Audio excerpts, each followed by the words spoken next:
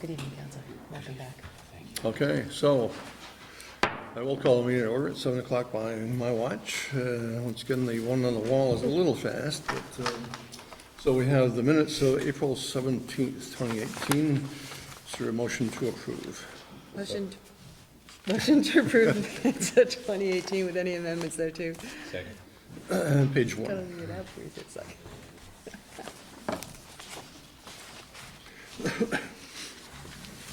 Page two. I have it netted under section 6. Okay.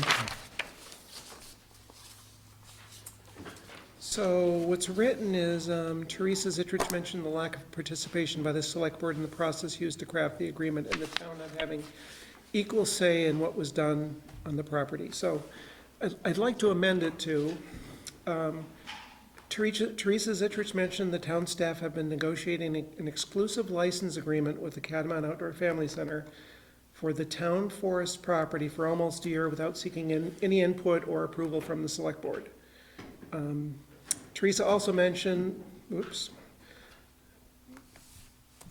that the committee to make recommendations for the town property forest has yet to make those recommendations.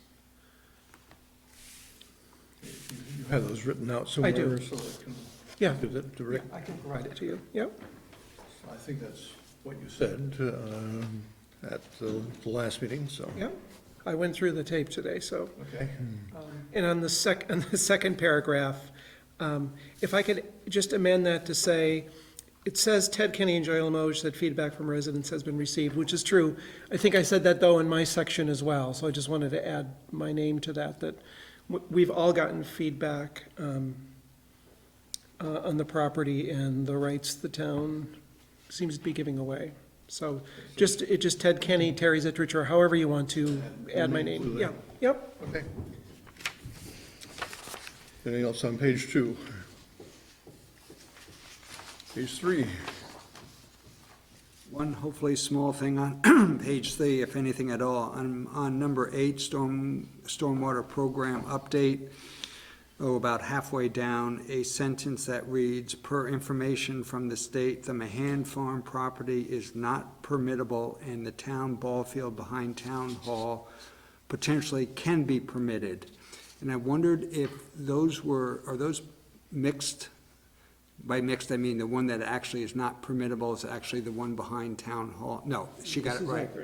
Then never mind. Okay. Anything else on page three? If not, all those in favor of approving the minutes of April 17, 2018 with corrections, say aye. Aye. Aye. Any opposed? And there's no abstentions. So it is time for public comment. If anyone has any issues that they'd like to bring up tonight, either on the agenda or not on the agenda, this is an opportune time to do that. Seeing no hands raised, then we'll move on to board interviews and appointments. So tonight we have two people who are interested in the position of town constable. We have Franz Stoddard and Mike Moran. If you'd both come up to the table here, I appreciate it. At the same time, we can interview both of you at the same time. So if you would, please identify yourself for the record. Give us a brief history of your background and why you would like to be the town constable. So. Okay. My name is Franz Stoddard. I have lived in Williston for nearly 30 years and really haven't been a participant except for a regular voter. And when I saw this on Front Porch Forum, I was moved by it because I'm doing a lot more work with community development, facilitation, moderation of groups, and I still would like to get a better sense of really what your expectations and possibly Chief Foley's expectations for a constable really is. But I was intrigued by the job to see if I could bring my skills to calm people, to do some moderation or facilitation around things, not again, being completely sure about what is needed or wanted in the job. That's what I was interested in serving the town. And by the way, thank you. It's so nice to get some faces and names together for me, having lived here for a long time and been very, as I say, mainly voting and occasionally coming to town meeting. But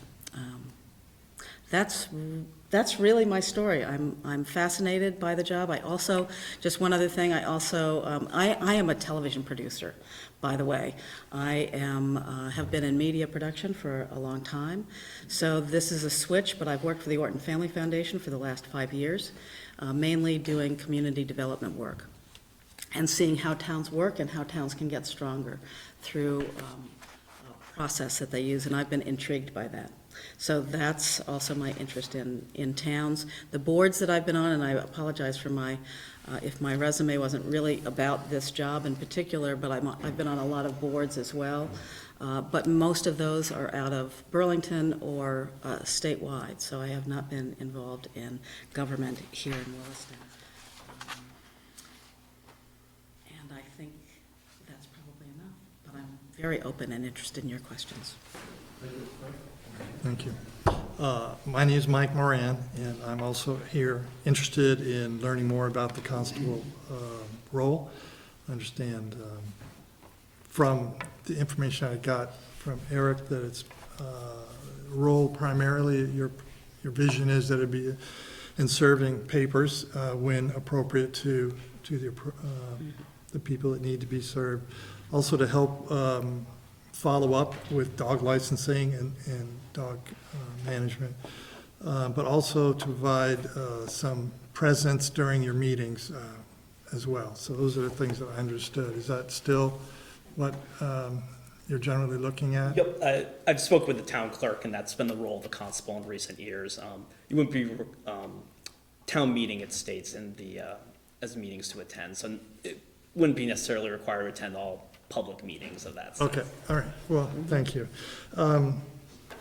So my background is a little different. I have worked in the private sector primarily in many different industries, almost always in leadership roles for large projects,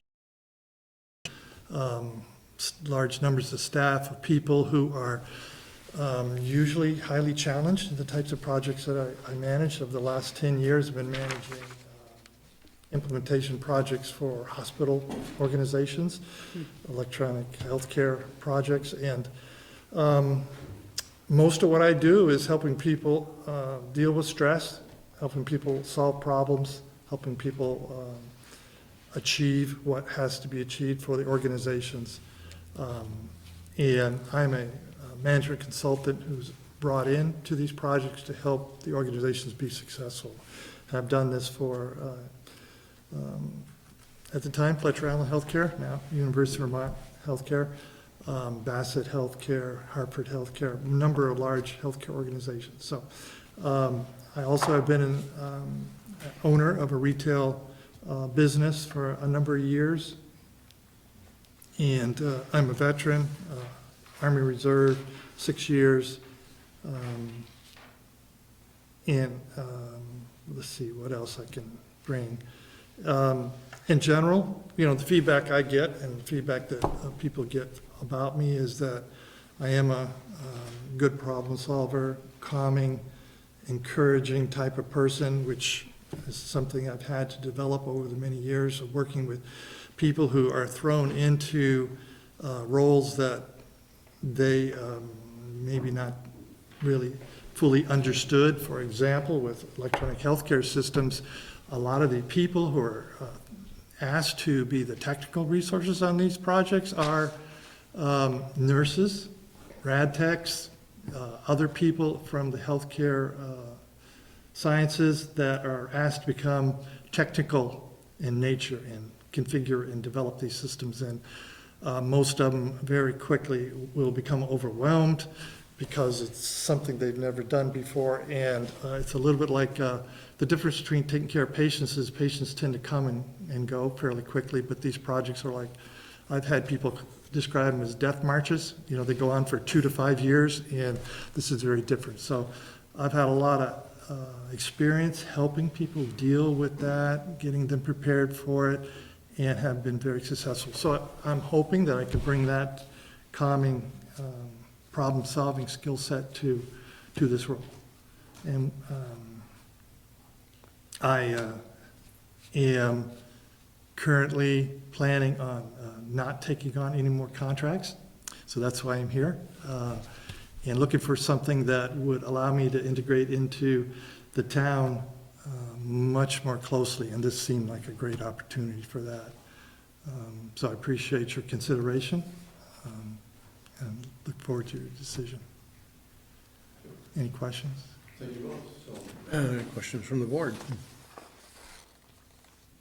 So I'll start off if nobody else. So based on what Eric shared about the roles of the constable, I guess maybe just Mike to you, I don't know if, I'm sorry, I was also aware of those Okay, great. basic roles, and I've talked to other people, and they're a little bit different in each town, of course.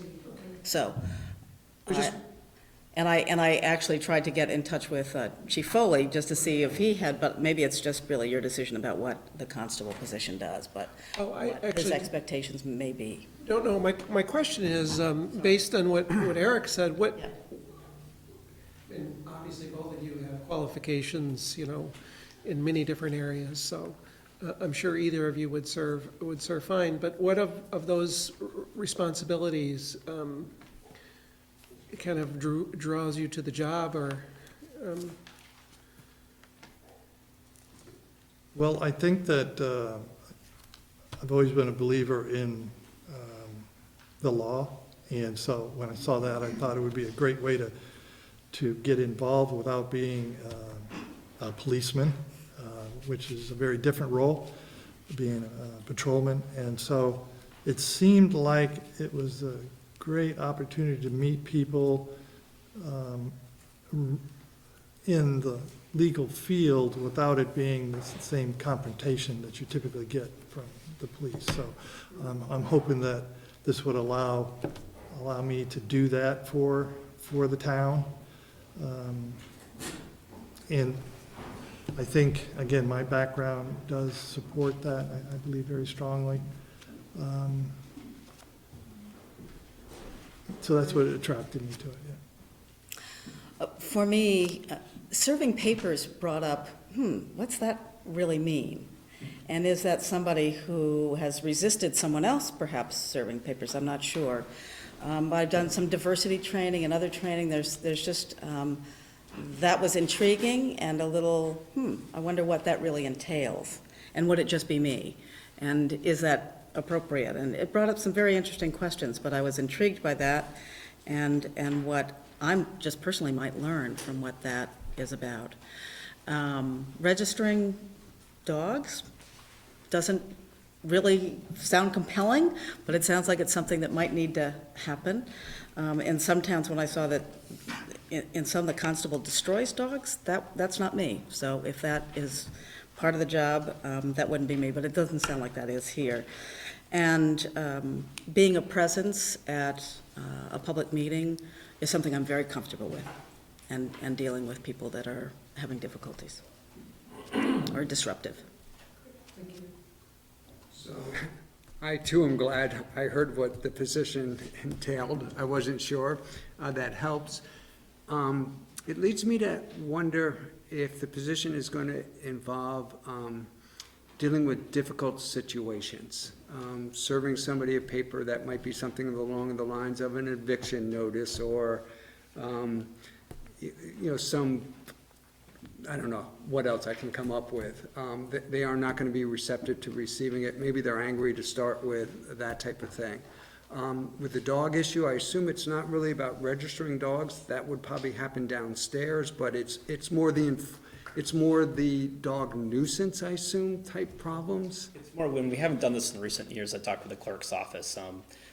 Year to year, you can see which dogs are registered one year and not registered the next year. So it's the delinquent registration of dogs list. Okay, And I get it. it could So- be going down that list, contacting folks saying, hey, you need to register your dog. Okay. So I guess my question, I shouldn't say I guess, my question is along the lines of, with those difficult situations where you're gonna be working with somebody who's angry or not receptive to you because of what you're about to hand them, or you're only the messenger, first of all, how does that, I don't think it's a job that I would necessarily want to take on. So a little bit along Teresa's question of, why are you interested in taking it on, and how would you deal with it? Either or. The first conflict, Yeah. who answers first?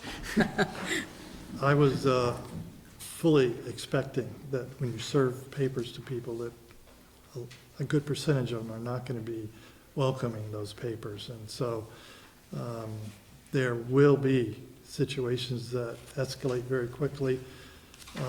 Most of the time, I fully believe that I can kind of deflect and talk them through it, try to help them understand the situation is not personal, but it's important that the papers be served, and it's important that they have the papers. Those types of discussions, what's appropriate behavior, who they can talk to if they need to pursue the basis of why they're getting papers, kind of move it out of the I'm just angry, and give them options for what to do. But I fully believe that there is the possibility in today's world that things could actually always go in a direction that you weren't planning on.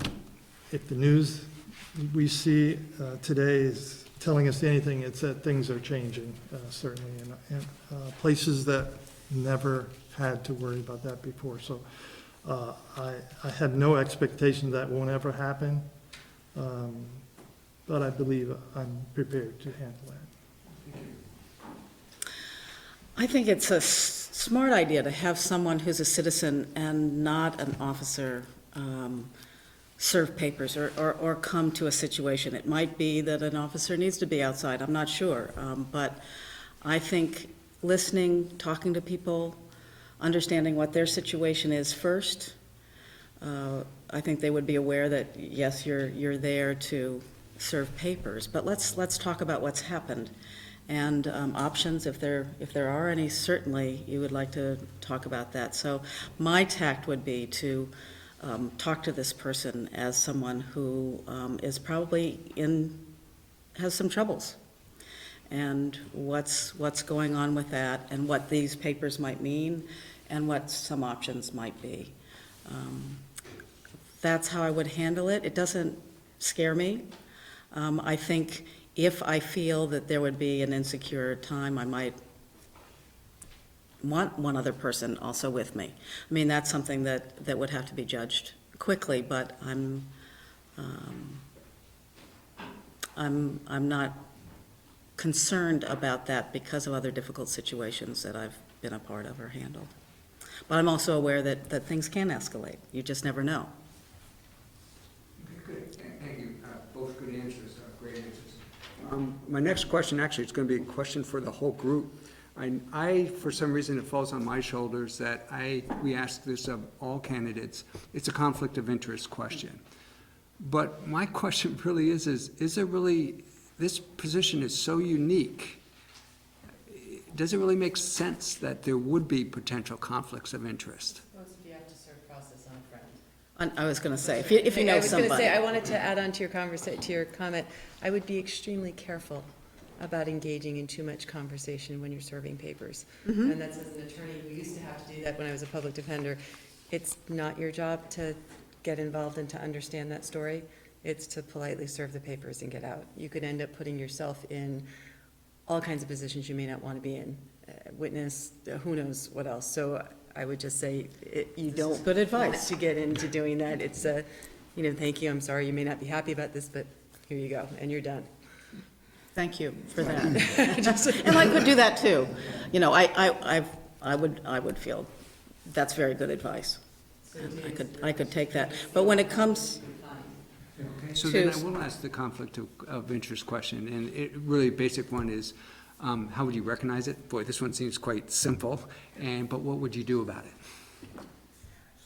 Certainly, if I knew someone that I was asked to serve papers, I think I would consult with someone. Does this make sense? I know this person, I think someone else should do it.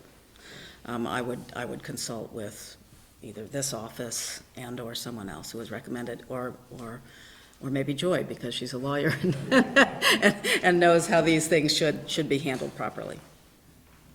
I assume that the sheriff's office would be someone we could lean on if we ran into a conflict of interest. It was a next-door neighbor or someone that you just felt it was appropriate that it not be you. So I think we could work through those. Okay, thanks. Any further questions? I'm sure you know that this is an elected position, and we had nobody run for election in March. And so whoever is appointed would serve until the next election, and they would need to run for re-election if they wish to at that point. That's a one-year term. I understand. So they make a decision, so thank you. Thank you. Thank you very much. Williston can only have one constable? Yes, yes, as far as I'm, yes, we only can have one constable, I believe, first constable. It's in the charter. Yes, so I'd be interested in a motion. I would move to appoint Mike Moran as first constable for a one-year term through March 4, 2019. Is there a second? Is there any discussion on the motion? I was just gonna say, I think either candidate could probably do the job, and I get the impression, Fran, that you were expanding, and I had the same thoughts, actually, even though I'm not an attorney, that Joy had about having the discussion on these things, because my take is probably not part of that role, or mediation or anything in terms of serving papers. So, but I would encourage you, you know, if you don't get this particular position, to continue trying to work with the town, because we could use all the volunteers and that we can get, for sure. Said I'd be happy to appoint either candidate, and I think we're very fortunate to have two wonderful candidates apply. Thank you. Is there any further discussion? Hearing none, all those in favor of the motion say aye. Aye. Aye. Any opposed? No abstentions. Thank you both. Fran? Fran, there's one board you might be interested in, the Community Justice Board. Yes. That might, Yeah, you'd be superb on the, Thanks, Rick, that would be great, yeah. Please. I was trying to think of the Please name. apply for that. please. And a point of interest, not a point of order, but a point of interest, Mr. Chairman, while we were discussing this, I looked up one of the powers of the constable is to kill injured deer. Really? If the chances of survival is remote, and under 10 Vermont statutes annotated, the other people in town that have that power are members of the select board. So keep that in mind. Jeff, I'm looking at you. I do not know even how to respond. I don't even know how to. Any requirement to share the meat with the select board is the question. Thank you. Next is the liquor license application. We have an application from the Scalp Poke Bar. And Rick, perhaps you start out with this, the representatives from the organization to be here. how much to say other than staff has reviewed the application, have no problems with it. I think we have some people here from the company, so perhaps you'd come up and identify yourself and tell us a little bit about what you want to do. I think this is going to be in the Kismet building. Yes. And tell us a little bit about what you want to do, and there is an outdoor permit as well. My name's Neil Farr, and this is my wife, Perry Farr. We own the Scalp Poke Bar. It's a restaurant in the Kismet Place building. We are looking to get our first-class license so we can serve beer and wine with our food, and just kind of complete the whole restaurant picture. As simple as that. Perhaps you'd talk a little bit about the outside service. Okay, so we have some picnic tables set up, we have some tables, and we just want to have an outdoor seating area for the folks of Williston to come and eat some food and enjoy a beverage on a Saturday, Sunday afternoon. It'll be roped off for one section, and Is it off to the right from looking at the building, like on the sidewalk area? it's, I work in the building across the street, so. okay, so it's in the front of the building, facing Blair Park, so not on the two-way side, on the front side of the building, right below, basically where it says Kismet in the front. There's already picnic tables and stuff there. We're just gonna add a few tables to it. And the question will come up from someone, if not from me, how are you going to control the service out there and the people who are drinking? Right, so we will have staff on weekend evenings. We'll have somebody out there cleaning off tables, and wait staff that brings the drinks from inside to outside and back and forth. Patrons aren't allowed to bring alcohol out themselves. There is talk with the landlord of having a service window, so have a window that goes right out into that section from our kitchen. Further questions from the board? Could I misunderstood? Did I hear you say that you're only planning on serving alcohol on Saturdays and Sundays? No, it would be a 7 days a week. Okay. I was just using that as an example for the outdoor space, just to, somewhere where you can sit outdoors and just enjoy yourselves here in town and not have to go to, places in Burlington, or just looking to have a little bit of outdoor seating for people is what our goal is. Okay. And is there seating also inside? There must be. but- Yes, I mean, there's not a lot, it's minimal. We do focus heavily on takeout, but we Okay. do have, roughly 8 seats inside. Okay. And this means nothing, but I'm still gonna ask the question, the name, this, Scalp Bar. Does the bar have any connotation there, or? No, so a poke bar is kind of along the same lines as a salad bar. So you come in and Okay. have you ever been to, let's say, Chipotle is our example. You walk in and you walk up to the counter, and then you pick the items as you work your way down, and that's what a poke bar is. Okay, But it's not necessarily a bar, like a drinking bar by any means. okay. You can see hopefully you can see how Yeah. you might misinterpret here. And then to follow a little bit up on Terry's question about, of course, our biggest concern is either serving underage folks or somebody who shouldn't be served any more alcohol. And so my question is more about the training. What type of training will either you or will you or your staff go through, in preparation for this, what is actually a pretty important responsibility? Yeah, so Neil and I have both been DLC certified since we returned to the Vermont area 5.5 years ago. I just did a refresher course myself. Under the regular state guidelines, we would then be authorized to train and give the state licensed DLC programs to our staff. They would only be licensed within the confines of our building, even if they work somewhere else with a part-time job. It would work that way. So just following the regular state regulations of, IDing every customer, being really aware of that, and then having people obviously outside kind of using the judgment as well. We would also DLC certify our managers, so anyone who's not there, when we're not there, that's in our place. So somebody would always be on site who is certified? Yes, and that would be that extended length class. I'm not sure if you're familiar with the state, like you can get it basically a DVD and we could all sit in this room together and watch it, and that would count as being DLC certified. There is an extended in-person class that you can take through the state with a licensed official that I think they do in Burlington at the police department. That's the class we both took. That's the one that we would have any managerial staff take. They do all sorts of pass around fake IDs from different states, and it's a lot more hands-on and in-depth than. Okay, good, thank you. How much seating is there outside now that you've added to it? So right now, there's 3 picnic tables, and we have 3 two-top tables. Picnic tables are gonna leave. Yeah, the picnic tables are gonna go, and we're gonna have a total of about 7 two-top tables.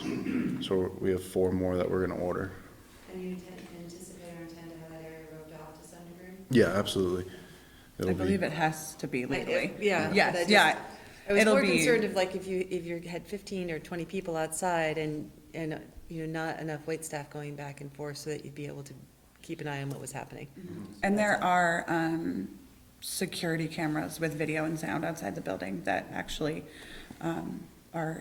like show that area, if there was ever any concerns or anything like that, so. So with respect to that area, is it connected, in other words, is it connected to the Kismet building such that people outside of that area can't just walk into that area?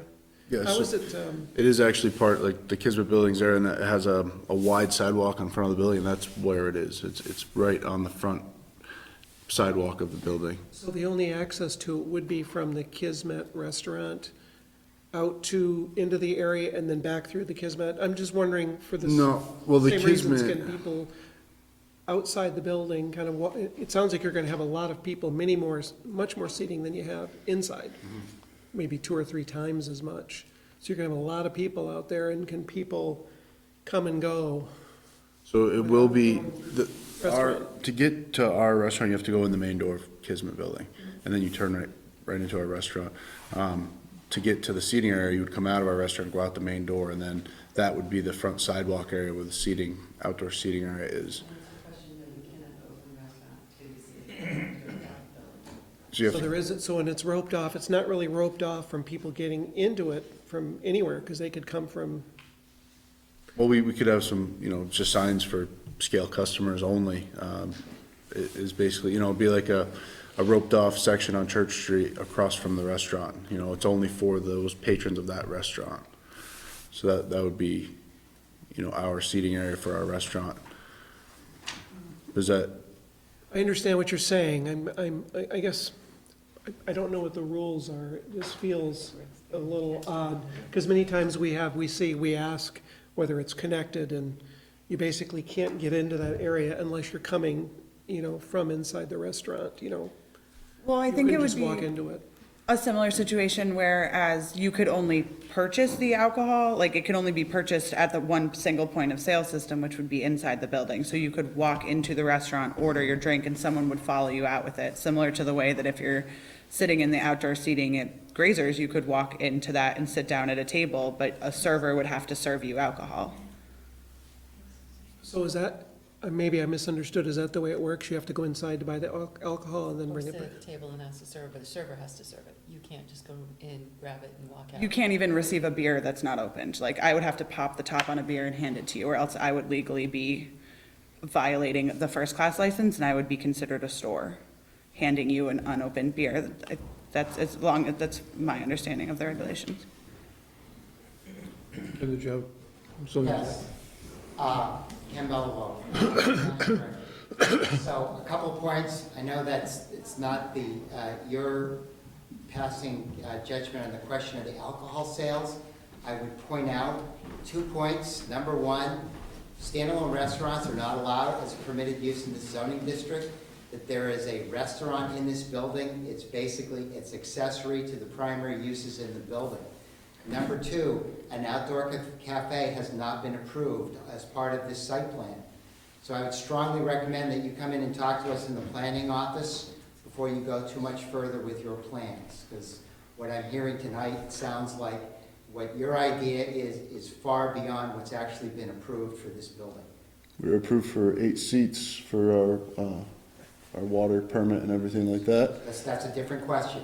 I think you need to come into our office and have a conversation with us. Otherwise, you may think everything is all hunky-dory, and it's not. So what I'm hearing tonight doesn't square with my understanding of the approved site plan.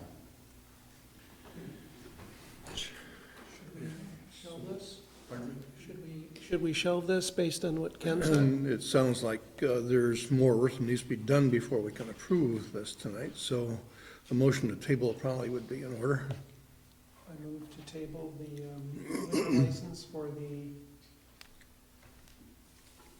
the Poke Scale Bar. Scale bar. Scale Poke Bar. Scale poke bar. Scale means fish, right, for Yeah. fish? Yeah, well, the scale is our name, and poke is a Hawaiian word it's a Hawaiian dish. I looked you up on the internet, so it looks interesting, yeah. Is there a second to the motion? Second.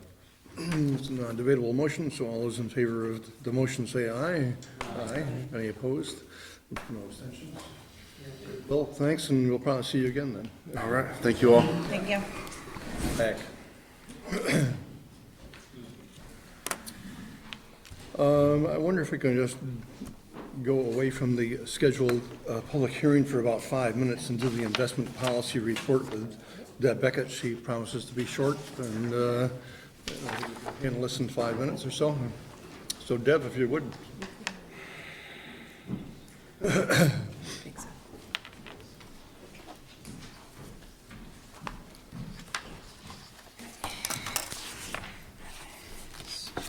Welcome, Deb.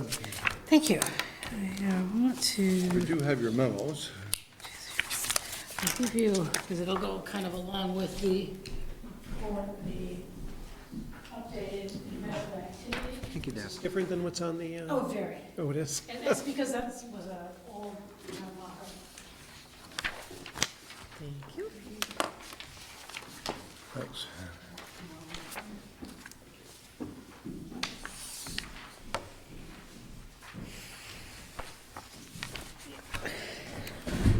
Okay. So, thank you for allowing me to come in today. It's been a long time since we've done an actual report, investment activities report, and that's primarily because there hasn't been any investment activity for years when the interest rates were like at zero. Interest rates have, in the last, several months have really started actually increasing and becoming worthwhile. So we are now getting back into using CDs and higher rate money markets, as you can see on your certificate of the activity report there. But going on to the investment policy, and I want to keep this really short here. This is essentially the policy we have had right along since 1999, actually, with a few updates in 2009. This policy here more reflects today's day and age. There are a few things that have been taken up, like now accounts. We don't use now accounts anymore. And just terminology here and there. Essentially, it is the same policy that we've had right along, where, and how we invest funds, what's allowable funds. And all of these take into consideration kind of the prudent man philosophy. It's being very prudent with our funds. We're not going to go into stocks and bonds and high risk anything, actually. It's what would a prudent person do with their own funds, and that's been our policy right along. We do also, and where we invest funds, we try to go, and back when we started this, we had no choice but to stay within the state of Vermont as far as banks, because banking, had to be all, there wasn't much interstate banking going on. But we try to stay local as much as possible. Was first, and then regional, and then branch out beyond regional. And to do that, there's got to be some really good rates. And we are actually using Great Eastern Management we're trying them out for a couple CDs that we have now at 1.75%, which when we opened these, were very much higher than anything else we could get locally. All our funds are FDIC insured or collateralized. So I have one question for you on the investment policy, or deleting the now accounts and the collateralized repurchase agreements. In the next paragraph down, you say you're going to be using collateralized repurchase agreements. We have, I didn't realize we took out, we didn't take out repurchase, collateralized repurchase agreements. It's shown on this. It's shown on here that you have, that you're deleting it in the list of acceptable investments, and then in the next Oh, paragraph. the collateralized repurchase agreements is the collateralization, the type of collateralization. It's not an actual account. It's not like I couldn't invest like I can invest in a money market or a CD, or I can't invest in a collateralized. So Deb, maybe what would help, because it would help me, because I don't understand what the term collateralized repurchase agreement means. So that would be like Community National, it used to be Merchants Bank, had a collateral. So every night they repurchase from Boston, from the feds, the amount of that it would take to collateralize all our accounts within them. So it's just a repurchasing that on a daily basis. Get it. So that's why it's excluded then, as I understand it. It's not a specific fund that you invest in, but it's a way of That's what's protecting insuring money. our funds. Gotcha. I got it now. Okay. Thank you. Any other questions for Deb? A motion is in order. Move to accept amendments to the town investment policy as presented. Is there a second? Second. Any questions or comments on the motion? Hearing none, all those in favor of approving the motion say aye. Aye. Any opposed, and no abstentions. Thank you. Thank you. So now we'll move on to the public hearing on the proposed bylaw amendments. And the Williston Selectboard will hold a public hearing to receive comment on several proposed changes to the existing Williston Unified Development Bylaw pursuant to 24 VSA, Section 4442, and the Williston Unified Development Bylaws. Public hearing will take place on Tuesday, May 1st, 2018, at 7:30 p.m. in the Williston Town Hall Meeting Room. So I'd invite Ken Beliveau to give us a little bit of a very brief overview of what the public hearing is about tonight on the proposed bylaws. Thank you, Terry. So what's in front of the Select Board is a collection of bylaw amendments that covers not all, but most chapters of the bylaw. Many of these changes are relatively minor. Some of them are the correction of typographical errors, the correction and replacement of citations, like, for example, to old editions of the town plan, etc. There were, within this collection of bylaw amendments, there were three in particular that we identified as being the most substantive. One had to do with how the keeping of livestock, or in particular female poultry, is handled under our bylaw, and that was one. A second has to do with accessory sales for food and beverage manufacturers. We had some discussion about this the last time I was here, and what's been proposed is to expand the amount of floor area, the maximum amount of floor area that one of these manufacturers, distributors would be able to have for their accessory sales. And then the other that was of substance had to do with the adaptive reuse of historic barns. And in that particular item, what was proposed in the bylaw amendment was to remove the ability of the DRB to make determinations of what constituted an historic barn, and it would rely upon the structure being on the national or the state registers of historic structures in order to be able to be considered to be historic. That, in a nutshell, is what's in front of you. So we'll open up the floor to anyone who has any public comment to make on the bylaws tonight. So if you would just raise your hands, and if you have something to say, identify yourself, please. So I see a lady there in the back first. So I'm Dr. Nicole Bonelli. I'm also here as a citizen and on behalf of Goodwater Brewery. Goodwater Brewery, since we've heard about the amendment, we have collected signatures of people who would be in favor of the amendment, and I think Eric said we have 144 just in the last 2 weeks of people who have visited the brewery. And just what I would like to point out is that we have the best craft breweries in the state of Vermont. Actually, in the country, we have more craft breweries per capita than all states except for Colorado. And 2 of the best breweries in the state are here in Williston. But we don't really have the ability really for people to come and enjoy our breweries and the beer with some friends or family.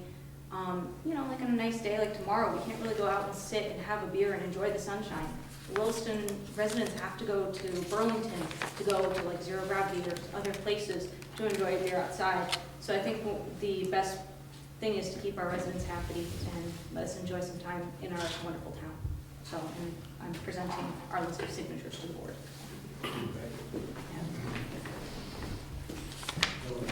Hi, I'm Tony Handy, and I know a few people who are farmers, including my sister, who's interested in getting the farming business in Williston.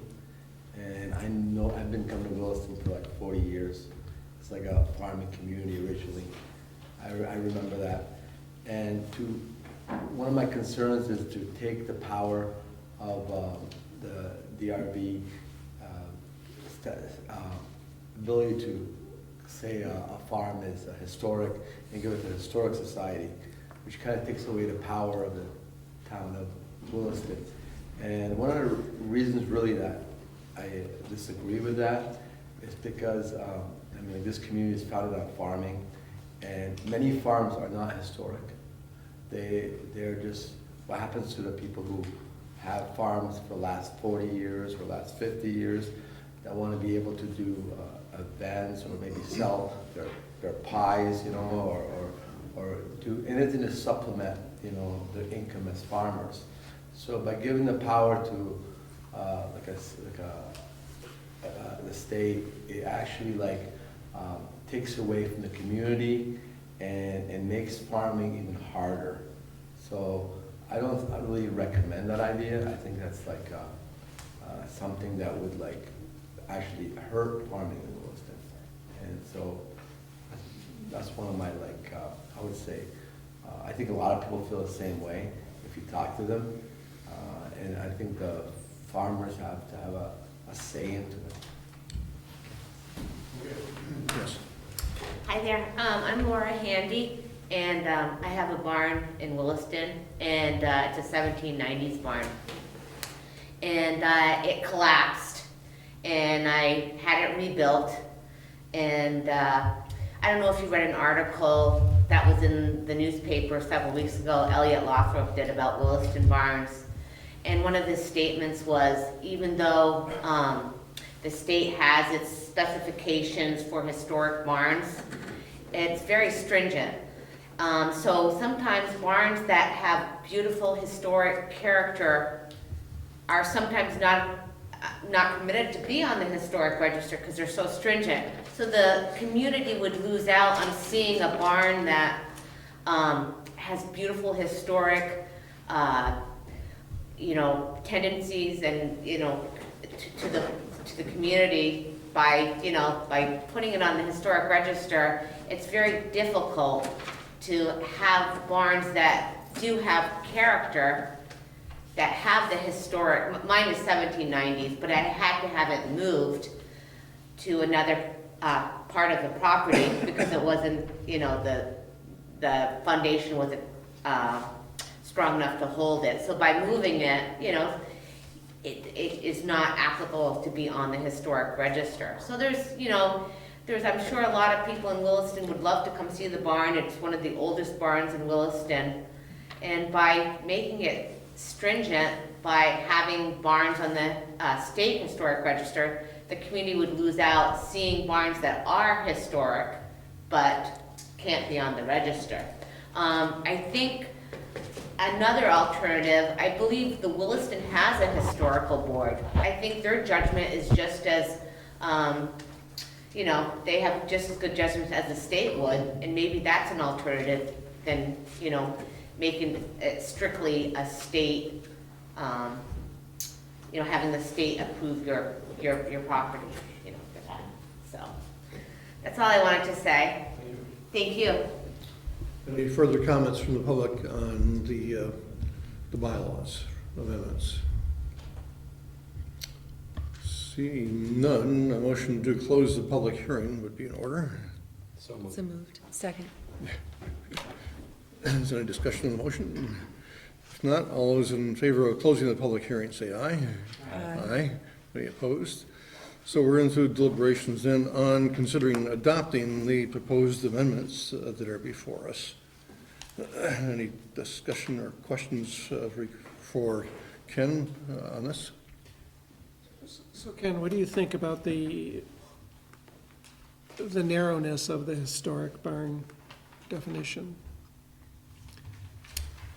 I think it was to prevent new people building new barns in places where maybe we didn't want. Well, number one, the DRB specifically requested the language that's in this amendment. They specifically requested they did not want to have to be in a position to judge between dueling historic preservationists. And we had a protracted debate here in this very room between two very well-qualified and well-spoken historic preservationists, each in opposed to the other. It's, you know, sometimes at DRB meetings there are different points of view that are aired, but this was one where the DRB said they really didn't want to have to be in that position to make that determination. You know, in the case of the Handy barn, it's a barn that had collapsed and was rebuilt, and regardless of what the historic value of the architecture is, it was rebuilt, and it was rebuilt. It's now more than twice the size of what it originally was. So it sort of begs the question as to whether what's standing here today on the ground is a very nice looking structure. I've seen it numerous times driving and riding by there, but it does sort of beg the question as to whether or not it would meet that criteria of historic. When the language was put in the bylaw to allow these banquet facilities sort of things, we basically tagged it on to some existing language that was already in the bylaw having to do with you could adapt an historic barn into housing, and it would allow you to have a different housing type than you would otherwise be allowed to have in the zoning district. In dealing with the question of the event facilities, we kind of put it as part of this. And so that language was drafted some time ago. We also got some input from the state historic folks who said that there's also this criteria, specific criteria for when you do a renovation of a historic structure. It has to meet these criteria, and these criteria are all promulgated by, the state requirements are an expression of what the federal requirements are. So in all of these discussions, both with the DRB and our discussion with the state historic people, what we're trying to do is make sure that what we have in our regulations is essentially in sync with all of those other things, and we don't get too far afield. I would make the comment as far as, the town does have an historical and architectural advisory committee. It's worth noting, though, that board doesn't have any decision-making authority. It's a recommending body, it's not a deciding body. So any recommendation that they make goes to the DRB, and ultimately the DRB has to see the wisdom of their recommendation, just like the Planning Commission. The Planning Commission comes to you with recommendations, and you have to essentially agree with their recommendation in order for that to take effect. So I would go back to my original comment that the DRB said very emphatically that they did not want to have to be in that position to make that determination. They would rather that determination be made by true experts. So to continue on this theme a little bit, and don't read anything into this, I'm just exploring. but it's the concept of, is the, the designated is not the right word, but a state or federal list, does that become too onerous of a bar to achieve for what is, for the intended use, which is the wedding aspect of it? I don't know if I expressed that well. Judging from your expression there, let me try to restate it, is right now, there's a provision in our bylaws that said historic barns can be used, one of the allowable uses is a wedding barn. Banquet facility. Banquet facility, I'm sorry. Could be a bar mitzvah, could be lots of things, graduation party. I'm just reading what's. Okay.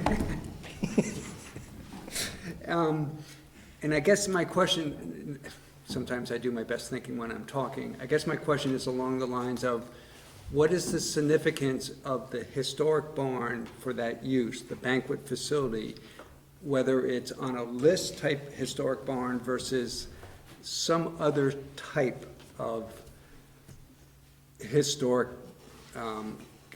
criteria, might be the way to put that. Fully understanding, if I was the DRB, I would not want to be in the position of having to say, this barn is historic, this barn is not. I mean, I fully understand that, and being an engineer myself, I like clear-cut, undisputable determinations, and being on a list or not being on a list is about as clear-cut and undisputable as you can get. I think you may have just answered your question, Jeff. I was going to say, you've already answered your question. No, If I can butt in, I mean, what don't more think do I you have. want? If you want a definition of what is considered a historic barn, the state and national lists have defined that. So now you're saying you want to define it by something else, but you already had an answer to your question. No, what I'm saying is different than that. What I'm saying is that designation of being on a state or a federal list too onerous, too difficult of a standard to achieve? That's why they're there, and if you're taking, wait, hold on a second, if you're taking a barn that was one size, you've now doubled it and moved it to an entirely different place, I have to agree, I mean, it may have some historic elements to it, but it is certainly not what the original structure was that would have been on the list. Okay, so let me give you an example. When we built I understand the moving, and the moving is one where I might agree, you've lost the historicness because you moved. But, let me give you another example. What about, I'm gonna use the example of, in my personal case, building a house. And we built a house that was designed to architectural standards that are, historic, a Connor home. And we did that because we really liked that look. What I'm getting at is, and we believe it's a very pretty house because of its architectural details, historic architectural details. So I guess my question is if somebody were to build a barn that had appropriate architectural details such that it can't be historic, obviously, but it has all appearances, characteristics of a historic barn, why would that not? Because you're stretching, you're trying to get around, I mean, I can appreciate what you're doing with your house, but your house is not in fact a historic house, as you admitted. Right, and I agree, yeah, but it's. So, I mean, you gotta have a stopping point somewhere, or else this is always going to be a debatable thing about what's considered historic or not. Can I bring it up maybe a different way, because I think I know what you're getting at, and I think I heard the input from the community. Why are we trying to limit the ability of people who don't have historic barns from, making extra money or creating banquets or weddings on their farms if they have a nice barn that has, I guess I don't you have to remind me, why is that meaningful, or why do we care? It seems like we're saying if you kept your barn through some miracle over the last 200 years, your barn was able to stand and not need rebuilding through some miracle, you can now hold weddings, which has nothing to do with historical barns, but that I can figure out, but versus another farmer who's had to rebuild it, and I don't think farmers are getting rich in Vermont from the last I heard about milk prices, and they look at this resource, this barn, as a way that I can make ends meet. why are we limiting it? Can you remind me? Sure. So first of all, in the ARZD, the Agricultural Rural Residential Zoning District, there's a very narrow list of allowed uses. The primary focus is on agriculture, and 1 and 2 family dwellings are allowed. And to get approval to do a residential development, you have to go through a sometimes long and arduous process to get an approval. There may be open space requirements, all kinds of things. But other than in this narrow definition of the adaptive reuse of historic structure, we would not allow an event facility to be built in the ARZD. It's completely contrary to the intent and purpose of the zoning district. So there's some language in the bylaw which was designed to allow somebody who had an historic barn to be able to adapt it to some other use, other than being what we would think of as the typical uses of a barn. Adapting it to residential uses, those are not the typical uses you would expect of a barn. Having a dance hall and music and catering, etc., those are not the customary uses you would expect to have in a barn. One of the concerns when this originally was taken up by the Planning Commission a few years ago is that we were concerned about there being a proliferation of these things throughout the town. And we have fielded questions in the planning office periodically from folks who would like nothing better than to come in and buy up a little 10-acre piece of heaven and go and plop down some modern event facility. So that's the other side. That's the, part of the consideration for having a definition that has some boundaries to it, which is that we have some very specific things that we say we want or we don't want in the agricultural rural residential zoning district. And it is a core part of the town's land use plan as expressed in the town plan and then consequently in our zoning regulations. I understand, thank you. So I understand it's still historic or not historic. There isn't it's unclear why we would allow the historic barn to field a wedding and not the non-historic barn, I guess. It's because you could buy that historic barn, right? Theoretically, you could go buy your 10-acre plot, and if it had an historic barn on it, you could open up your within the confines. bar mitzvah house or wedding center. So, but that would be within the confines of the historic barn. So. No, of course, yeah. I'm just trying to understand the rationale. It seems like just it's a limit. It is. That's supposed to be. Yeah, it's the intended limit. Yeah. It's to stop other barns from cropping up and then being brought to the town saying we want to start doing that. That's not what the town wants to see in this district. That's not what it's currently zoned for, unless you're talking about a change of zoning for everything. And that's the piece that's starting to make sense. If I can follow up with another question. So somebody could build a brand new barn in another zoning district in town and have that as a wedding barn. We basically have to be a commercial zoning district that allows the use, but they could make a structure, they could make it look like a barn if they wanted to. Yeah, I'm not saying it had the same setting as maybe a... Understood. But we're not prohibiting that, it's just not in the ag rural, the ARZ zone. And that's because the ARZ zone is not intended to be for functions like all the ones you have mentioned.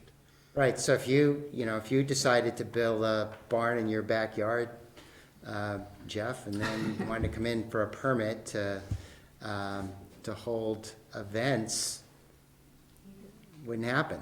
Yeah. Okay. And I'm asking a separate issue.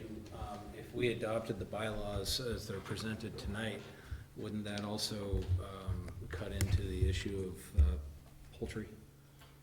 We've got a proposed amendment to... We need to talk a little bit about that with Eric and his memo before we make a motion on that tonight. Because we have to take that out. while they're, the change in square footage for the accessory uses, accessory food and drink service, what was it currently and what is it proposed to be changed to? Sorry, am I testing your memory here? Right, well, I've got my backup behind me. I'm gonna see how long I can go before I, run out of brain power.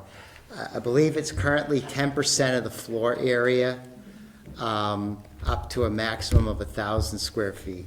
Yes? Yes, And I believe what was proposed was what? up to 1,500. Up to 1,500. And what was proposed, it could go to 20%, 30%, 30%. not to exceed 2,000 square feet, sorry, Matt Boulanger. Yeah, hey, Matt, yeah. Right, so up to 30% if you were small enough, but with a max of 2,000 square feet, whichever is less. Good, thank you. One more addition to that, it allows for a 500 square foot maximum outdoor area without a relationship requirement to the size of the indoor use. So let's have Eric talk a little bit about his memo regarding the regulation of poultry, which also is included in the proposed bylaw amendments. Sure. So the memo in front of the board, looking at this, the proposed amendment includes language of keeping of female poultry on lot size under an acre in residential zone districts in town. We'll be talking a little bit later on the draft chicken ordinance, which this bylaw would enable, amendment would enable rather, to regulate the keeping of female chickens, hens, a type of poultry on these lots under an acre. So the term poultry refers to a number of species, including chickens, turkeys, geese, ducks. This bylaw amendment language as written would allow the keeping of any of these female poultry species on a residential lot under an acre in size, not just chickens. Though a question for the board to consider in this is to what degree it would like to regulate the broader keeping of poultry on residential lots under an acre in town. Presenting kind of three possible pathways for consideration. Can adopt the bylaw amendment as presented here tonight, and ask staff to redefine the ordinance to regulate all poultry types that could be kept. So that would require some additional staff work as looking to see if there would be different standards for health and keep of, say, turkeys or geese as opposed to chickens in the ordinance. It has structures and things that are mindful of chickens. Another option would be to reword the bylaw amendment to specify that female chickens are permitted to be kept on residential lots under an acre, but other poultry types are not. The chicken ordinance would then maintain its current scope. Third option would be to proceed with both of these regulatory documents as presented. Poultry species, except for chickens, would be regulated by the bylaw. Chickens would be regulated by the ordinance, if the board adopts and moves forward with an ordinance. So if the board chooses to make a substantive change to the bylaw amendment, in this case relating to poultry, there is a process that would need to take place. It would need to go back to the planning commission at that point for comment from the planning commission and then go back to the board. We checked with the town attorney last week, and the board would have the option. It could separate the issues here if the board was comfortable with the other pieces of the bylaw amendment relating to breweries and barns. The board could move to adopt those pieces, but then exclude the sections pertaining to poultry. At that point, the board, either tonight or at a future meeting, could suggest, could make language changes for the poultry section. We'll go back to the planning commission for comment. After that comment's received, a new public hearing will be warned at that point, and it could be in parallel with adoption of the ordinance. That piece of the bylaw could be amended and the ordinance adopted. Did I cover that process right, Ken? Okay. Essentially, because the bylaw amendment, it's not a single amendment, it's a collection of amendments. So essentially, you're just sort of setting it aside. You're not deciding on that issue tonight. You're continuing that to some point into the future. And then you can decide on whatever issues that you think you're ready to decide on tonight.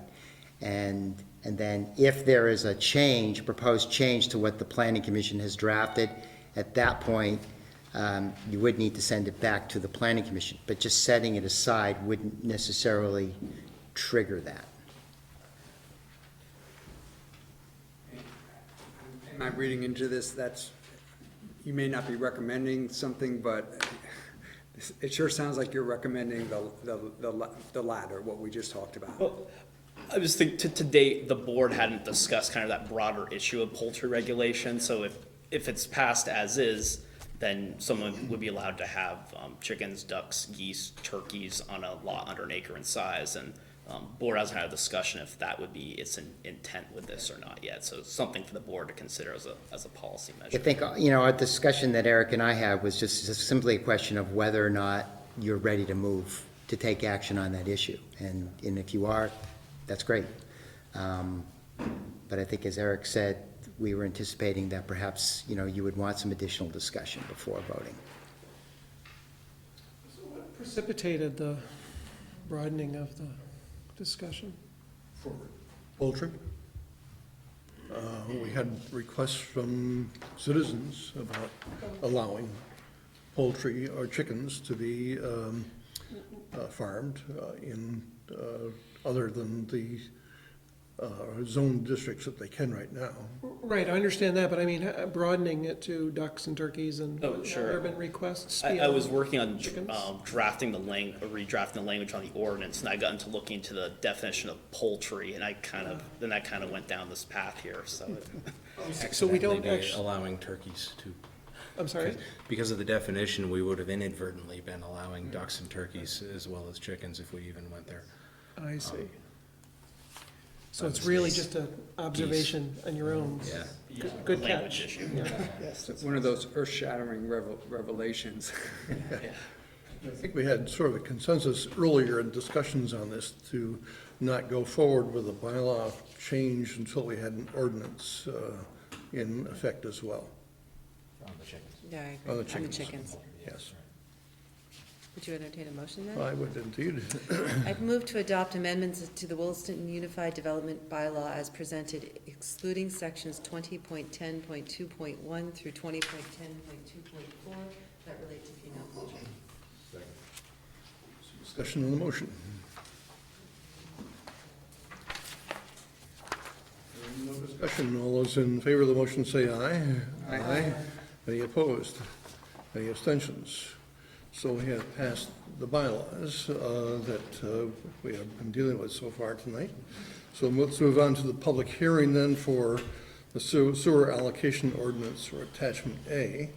Pursuant to 24 VSA Chapter 59 and Section 4 of the Town of Williston Sewer Allocation Ordinance, the Williston Selectboard is adopting amendments to the sewer allocation ordinance referred to as Attachment A, an existing ordinance pertaining to the allocation of public sewerage.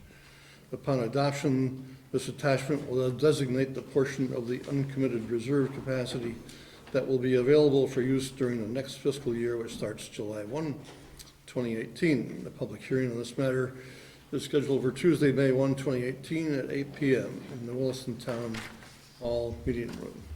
So Ken, again, if you would give us a brief outline of what we're planning on doing tonight. Yes, so what's in front of the Select Board is a schedule or a table of portions of the town's available sewer capacity that would be available for allocation during the upcoming fiscal year. This is an annual process that the Select Board engages in. It's preceded by an analysis of the amount of capacity we have, data pertaining to flows, projects, development proposals and projects that are in the pipeline, et cetera.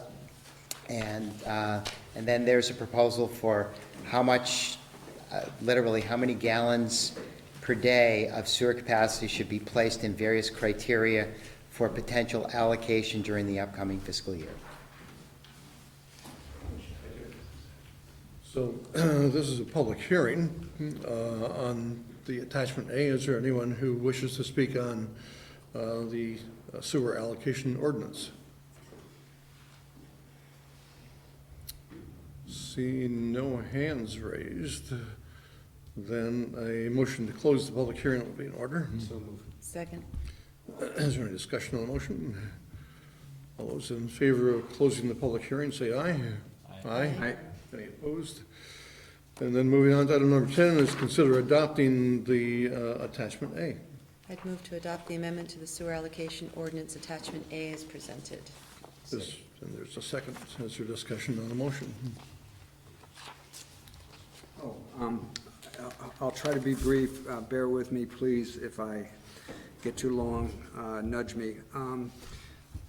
I have this conundrum, did I say that word right, tonight with this, because hopefully you've heard me say, I think the process we use with attachment A is a very good process. It's a very robust process. My problem is that when we had that use that wanted to get an allocation under the encouraged specific development, I just have real trouble with that. Not real trouble, but I just have an issue with that. And so thus I have an issue with how attachment A deals with that specific category. It had nothing to do with whether that, had nothing to do with that particular use. It was a hotel. It had nothing to do with whether I thought it should get sewer allocation. It's just that we gave it an allocation under an encouraged specific development category where it's supposed to show some sort of a unique characteristic that furthers the town plan. And I just really couldn't see it with that use, or no more so than some uses that we probably wouldn't have given it allocation under, such as retail. So that's my problem. And so my conundrum is do I vote against it because of this one issue, a relatively small one, or do I vote against it because even though I have this one issue, a relatively small one, I agree with the process, with the overall process. And so any words of advice would be encouraged. My inclination is I'll probably vote against it because of that, though. Further discussion on the motion?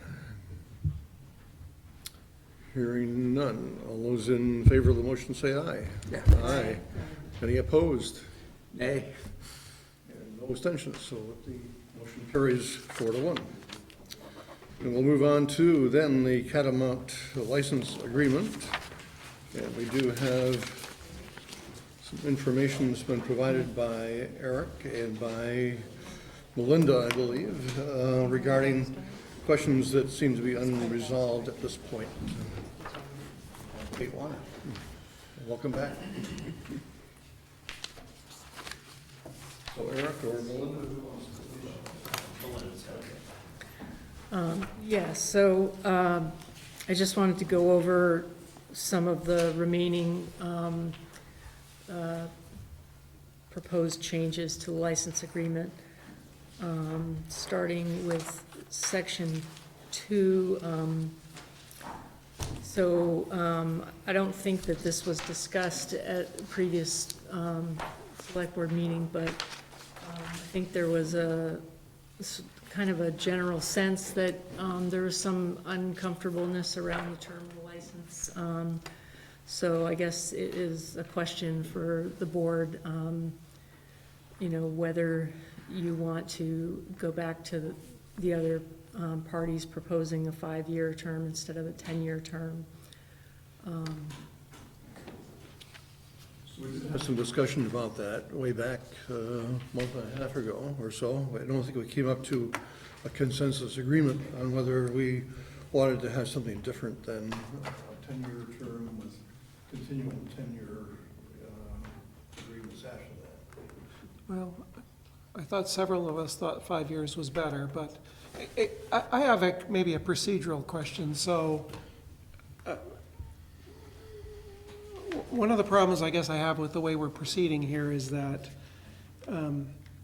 we provide feedback and some portion of the changes get made, and then we get the license agreement back and some portion of them are changed. And I hear Melinda using words like the remaining requests for change, and I don't think they're embodied in the current document at all. So we haven't kind of gone through all the issues that were brought up, and I think I sent I sent a list to you, Terry, as our chair, kind of indicating these are the areas I think we need to focus on. But in lieu of that, it feels like this process is going to go on for a very long time, back and forth on, you haven't changed this, please go back. And I was talking to Court, and again, Court knows I'm just talking as a single person, not a select board member, but trying to come up with a way that we can make this go faster and agree on it, right?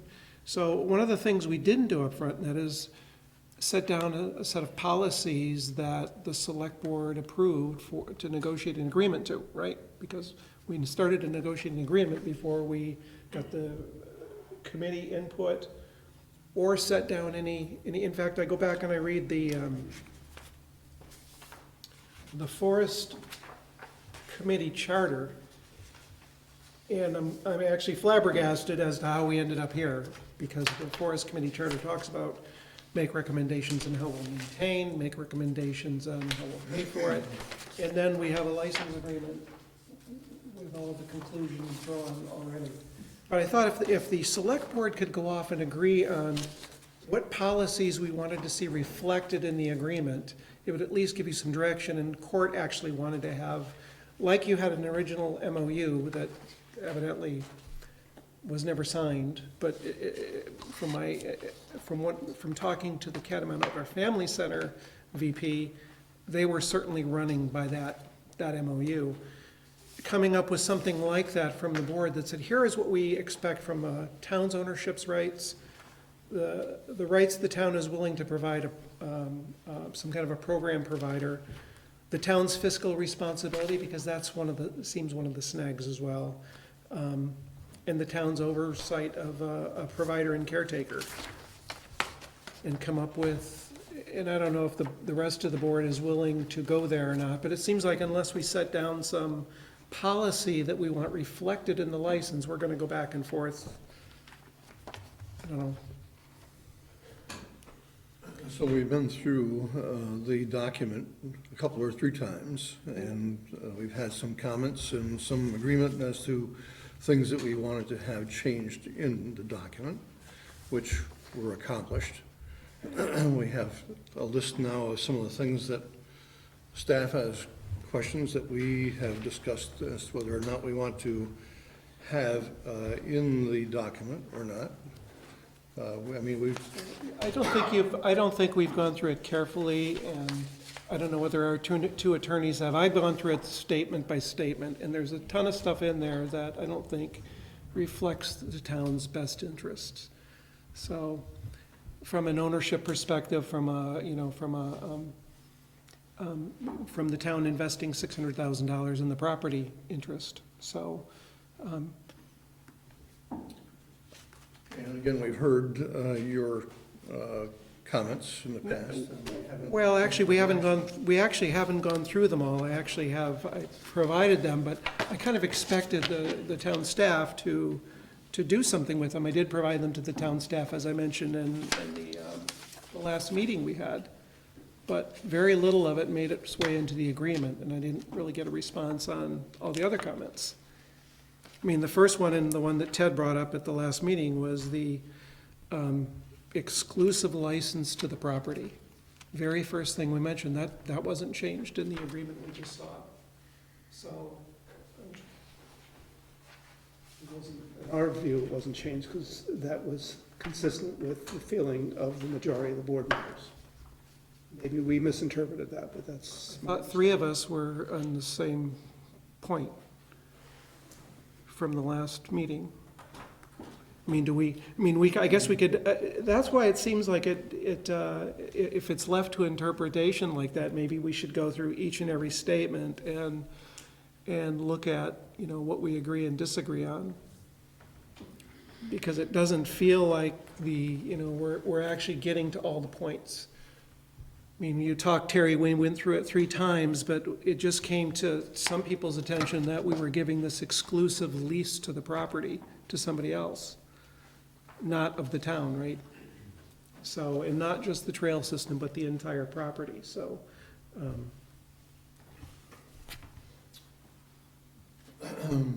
So I don't think we have the time to do that tonight. We can set aside a particular time frame to have a meeting especially designed to set aside an hour or whatever is necessary to go through this line, more or less line by line, to find out whether there's agreement among a majority of the board members as to the comments that are to be made. So, and the alternative way, and that is to come up with, sorry, I didn't make copies, but to come up with a set of policies that we want to see reflected in the license. So we don't have to go through the 50 pages or however many pages it is and look for every little nit in the agreement. We set a set of policies that reflect what the town wants out of the agreement, which is also what the VP of the COFC wants. He wants the COFC wanted to see, and that was basically an update to the MOU. What are we trying to accomplish here? What is it at the end? And then if we both agree on that, the agreement should be easy. It seems like, in general, maybe this is a topic for a retreat, but it seems like we're missing this kind of process, right? Because having this come at the end of a year of negotiation certainly has got to be upsetting to the people who have been doing it for a year. But it's equally upsetting to somebody who's not been engaged in it or informed about it. And we're supposed to be the people making the policy. Well, that being said, a couple things. First of all, this is pretty standard on how negotiations go. I mean, one side or both draft an agreement, and then you start going through it and pulling things out and making recommendations and editing it. So, I mean, you got to start somewhere. I don't have a problem with the agreement being made. So I would only say, just having been in business, I can't go out, and in my position, create an agreement with another company without having some boundaries and guidelines I work in, right? Sure. I'm allowed to sign for, so many $1 million, I'm allowed to do this, and, I can't give away, things that I don't have the ability to give away. I think the same thing in the town staff's situation, they gave away things that I don't think they were enabled to give away. Giving away anything, nobody signed nothing. Well, nobody signed anything, right, but from an agreement perspective, we didn't. The brutal truth is that these people, as hardworking as they've been and as, much energy as they put in it, have no power. That's up to us. We haven't voted on it yet. So I mean, Right. these are all recommendations. They're not. Exactly, right. I was just talking about the Yeah. process we go through to make it so Yeah. that when it comes to us, we have something that reflects what we would set down as policy, what we want to see out of the agreement. And, we could go through these things line by line, because I have a lot of them. Well, let me ask, what is our deadline on reaching a total agreement with both the contract and the licensing agreement? What? So the Trust for Public Land got an extension with the McCulloughs on. Sorry, can you start the sentence again? The Trust for Public Land got an extension with the McCulloughs until June 30th for agreement from the Select Board, the McCulloughs, Catamount Door Family Center, Vermont Land Trust, and Vermont Housing Board on the easement and the license. And just to make one point, the committee has reviewed the license. They reviewed it in, was that December? I believe so. And they pretty much said it looked pretty good to them, and they were interested to hear what the Select Board thought. The Forest Committee, the Catamount Forest Committee, they have reviewed it previously and gave their comments. Just as somebody who looks at contracts frequently, it's not written in the town's best interest. And it's not just in like one little place, it's all over the agreement. It's, the town comes second in just about everything. And I know you've added this section, late section about arbitration and, but I don't know how that's going to work, so. I probably wouldn't agree with the characterization. I don't think that the town, let's say two things back. I don't think the town's interests aren't being preserved by this. I think there are significant things that I want to talk about, think about, and maybe change. Maybe not. But the other thing is that, you know, this, as I view it, and, you know, maybe I'd ask Rick this specifically, is I understand the structure of this agreement. Well, first of all, true or false, we do not have a signed purchase and sale agreement. That's correct. Okay, so, We just got a draft of that within the last couple of days, and I sent it off to legal counsel for review. so you know, this licensing agreement is part and parcel of the overall deal that we're having. And the town has some negotiating power, it has some influence, but it doesn't have total power, and it doesn't need to worry about its influence, because this doesn't have to necessarily happen. And, you know, like in any negotiation, I go back to when I was on the school board negotiating with the teachers union. You know, you're talking about a base increase to salary, but you're also talking about healthcare benefits, and you're also talking about vacation time, and it's all merged into one final agreement. And people might not agree with this or that specific, but it's an entire agreement. And this is part, not entirely, but this is part of the entire deal that does not necessarily have to happen. The momentum is that it will happen. I think it will. I think everybody wants it to happen, so it's very likely that it will. But, you know, a lot of unpredictable things happen in these situations. It doesn't necessarily have to happen. So I've been reviewing this in the mind of that, you know, nobody has to finally agree with this. We don't have total power to tell the, you know, the sellers, this is the thing that we want in the licensing agreement, and if you don't agree to it, well, too bad, because they can walk away. Absolutely. And so, I mean, that's a thing. What I would recommend, though, is that would it make sense for us to review your policy statements and your line-by-line issues, but perhaps by way of either an addition to the minutes so that everybody can see them and they'll be public record. That would be great. Or by email that could be also part of the attached, it could also be part of the Can we do it that public. way? I assume so. I mean, that's sort of just, but I'm wondering, it's the, you know, this is I'm like okay. making sausage, and it's not, it's never pretty. No. And it's, you know, and it's also very time consuming, and I don't know that this meeting is gonna be a time to go through it line by line and address these issues. I'm perfectly okay with that, sending them by mail. I mean, I have shared them with Terry, and I have shared them with Rick, my markups.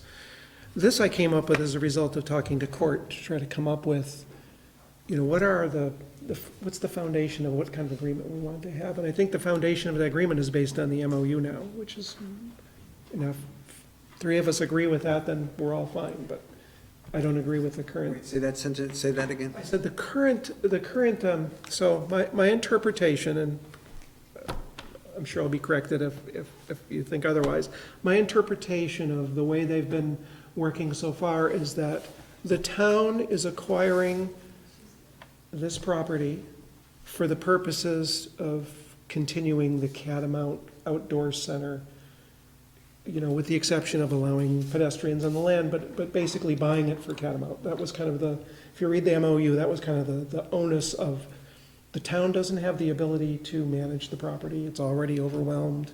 And there's a bunch of words in there about those kinds of things, doesn't have the funds, and therefore, our goal is to, you know, basically buy this property and, you know, close a license agreement with the Catamount Outdoor Family Center, which, by the way, if I look at the study committee charter, that's not what that says either, but that's from, and did you get a copy of the MOU? No, I would actually like a copy. So I provided that to Rick. You're talking about the memo? The memo of understanding, right, that went out, But that doesn't, that's not a document that exists. I mean, it's a draft that was prepared at some point. It was, I mean, we can provide it. It's yeah, not- but the town provided it to the Catamount Outdoor Family Center, and It was an MOU between. It wasn't signed. it was never signed. It was never even agreed to. Right, okay, so, So it's hard to go using that as yeah, a okay, basis. yeah. But if there's elements in that the board wants to see, I mean, that's not. Yeah, I'm only suggesting that I believe the license is consistent with that view from the MOU. That's what I'm suggesting. Whether Yeah. you want to see the MOU, I can provide it to you. I'll send a copy, I think I can send a copy to everybody, can't I? Well, I can do it too, yes. Please. And then, Coming from staff. the whole idea of coming up with policies is to make this process easier. I mean, we can go line by line, which is fine with me too. I don't think it would take more than an hour, but just coming up with those things that we want to see out of the agreement. You know, again, town's ownership rights, what rights are we willing to give up and give to a care provider, a program provider, our fiscal responsibility, and the oversight. And it seems like, I would very much like to see your, Yep. sure, We would all appreciate having that sent to us as well. I'll give them to Rick. Rick. Yep. the point I'm going to bring up right now, and the part I'm struggling with, is this seems to me to be a balancing act. And what I mean by that is, we have the license agreement and what the town should expect, if you will, or maybe can expect when it purchases land, versus on the other side is, as Ted said, you know, the other party can just walk away, and losing this, I don't know what to call it, losing the deal. And I guess my point is that the license agreement may not be the ideal license agreement that we would all like to live with if we were buying a town forest, let's say from a different owner or a different place in town or what have you. But we've got to be careful here, because in the sense that if we demand too much and are unyielding in those demands, we may very well never see Catamount have any sort of town ownership. And I just want to be careful as we move ahead that we aren't losing sight that, you know, on the other hand, I don't want our ownership of the land to be so restricted that Yes. it Just look, yeah, I look at it as looking out for the residents. That's why I thought if we could, there's 5 of us, right? We come and we look at these things and say, this is what we'd want. And there's 5 that I've come up with. I mean, people more experienced maybe have different sets, another set of items or can add to the list. But it seems like everything that we want out of this agreement is embodied kind of in that. is embodied in, when you said in. Well, that. in terms of a set of policies, right? Here are the policies where, you know, or what we're looking from this, for this agreement to define. Let me ask a question of Rick and Eric, or you folks also. Did this agreement start with that sort of, I don't know how you started an agreement per se, but did this agreement start with, you know, just some core ideas that, what's that? The MOU.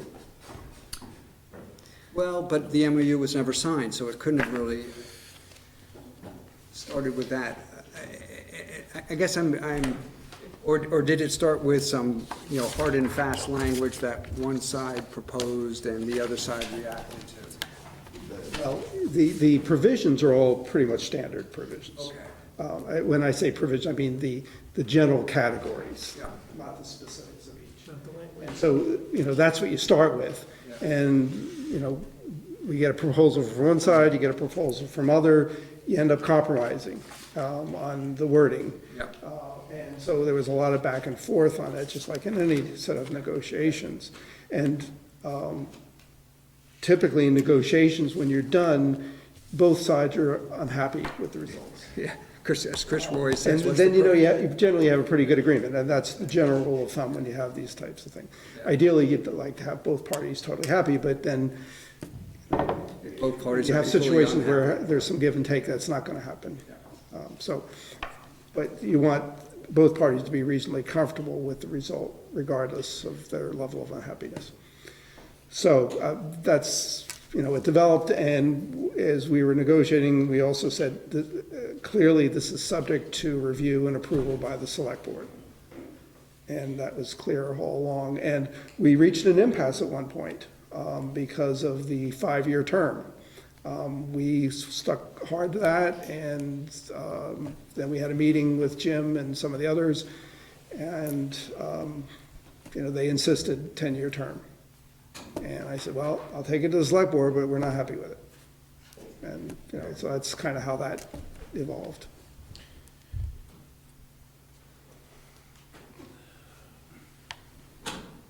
Question or comment? Chris at Wildflower Circle. I have a little bit of a hard time with the acoustics in this room, so I may have missed the answer to my question. But to follow up to Ted's question on when is the deadline, my question is, what's driving it? Originally, in part of our agreement with the McCulloughs is we wanted to set a deadline for negotiation of the conservation easement and of the license so that we didn't get to 2 weeks before closing after Trust for Public Land spending hundreds of thousands of dollars in staff time and survey and title and environmental and all the other associated costs with this project, and then not having a license agreement work out between the town and Catamount Outdoor Family Center and have to kill the project after we'd spent a lot of time on it. So we wanted a shorter term deadline to be able to get all parties in agreement on both the conservation easement and also the license. And the easement has been close to done for a couple months, and you guys reviewed that back in September or October. And that is part of the purchase and sale agreement, which I sent to Rick earlier this week, that includes both agreement to the easement and kind of a license wherever that license happens to be at the time you're reviewing. I know you've said before, and forgive me that I've forgotten, what is your anticipated closing date for this? Well, we had hoped to close by the end of June this summer, and I think at this time that's an impossibility. Are you looking at closing this summer at some point, or you don't? We'd love to. I know it's contingent on the licensing, but I mean, with the rest of it. Yeah, no, there's definitely lots of other moving pieces that we need to wrap up, but I would hope that we can close by September on all the other pieces that we should have handled. Okay, thank you. So how does the board wish to proceed on this, to come to some kind of agreement? Obviously, we're going to get some information from Terry. Seems at a minimum, at least 3 of us want to see the items. I think all of us do. Okay, great. I wasn't sure, I'm just not trying to answer for anybody, but I'll send those to Rick. And can we allocate some time then for discussion? That's what I was. How do we do that? I think we need to have a special meeting. I hate to mention that, but it really, the board has a full agenda for other bunches of issues coming up in later this month. The May 15th meeting is jam-packed. The meetings in June, well, at least one's pretty packed, the other one maybe not so much, but I still think that it might make sense to reserve some time, and I mean by time a separate meeting. Do you want to tackle the management plan review at the same time? Because that's ready. I think we should, yeah. And we should be able to also have the legal review of the purchase and sale agreement ready too. And what about the easement? The easement document? That's already been reviewed by the board. But have we approved it? Or don't we approve it? You do, but it's part of the package. The board said that it was fine with that. It's not like we've executed it. All of it is the one thing. Right. So in order for us to really do this justice, I think Rick has suggested, and I agree, a special meeting to do just this would be in order for us to do in the relatively near future. I usually reserve Tuesdays, all of them, so. Next week would not be good for me. So May 22nd, perhaps. Could be. So if we can, if you check your calendars, those dates, that would be helpful. I'm fine. Does,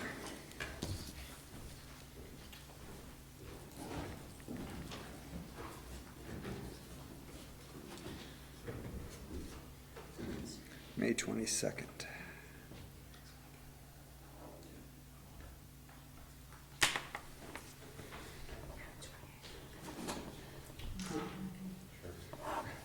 The answer is yes. Okay.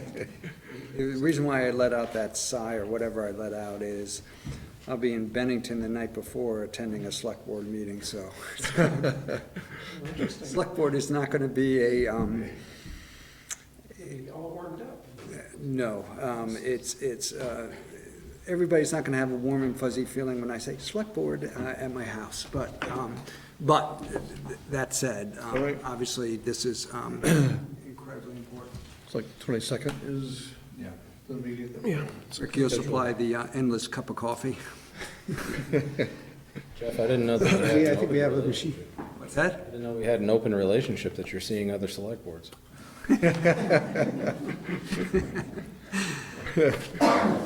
I'm not. Once again, I'm not sure how to respond. So I think we can move on then, and we'll try to resolve all of these things on the 22nd. Well, in the meantime, we'll get the information from Rick that we are looking forward to, and go from there. And what might be helpful, because we're also going to be looking at the management plan. Yes? And this purchase and sale agreement. So we have a copy of the draft. Purchase and sale agreement is a little bit more, I'm sorry, Terry, I didn't mean to cut you off, it's a little more cut and dry. No? Okay. Nothing seems to be cut and dry in this. I'm looking for a little relief here. I guess my point was, I think it's going to be incredibly helpful to have folks' thoughts beforehand about what they like, don't like about the agreement. It might be the same about the management plan. If you have concerns about a management plan, let people know beforehand, not to violate our open meeting. Yeah. Yeah, I agree. Yeah, just so. The only issue I have is the open meeting law. We gotta make sure that we're not sending Right. emails Yeah. back and forth. It should send it probably through me, and then I can distribute it to everyone. Okay. Yes. So, all right, Because you won't be discussing them online, you'll be Right. Yeah, sending just- it, and then there'll be information you'll have. yeah. There are people who are obviously interested in this, so I mean, the emails would be public record, Yes. but they're not posted anywhere, so I wanna. All right, so if people want them, they contact you? Well, what I'm suggesting is if you have a list of things, you can send them. I'll make sure they're part of a package that's available to both the public and to all the board members. Great. Thanks, Rick. All right, thank you both. We'll Thank you. see you again. And we're moving on to the keeping. Did we have a response for Patrice? Well, Patrice wrote a letter to our staff regarding the staff's response to her questions. And She has some questions, and I think what we're going to have, she's here, but I was going to suggest that the staff meet with her. Yeah. I think there's just some basic misunderstandings in a couple points, so. Should we ask Patrice if it's okay? Well, the letter was not to us. The Yes, letter it's- was in response to the staff, and I think it's up to. Right. You as well.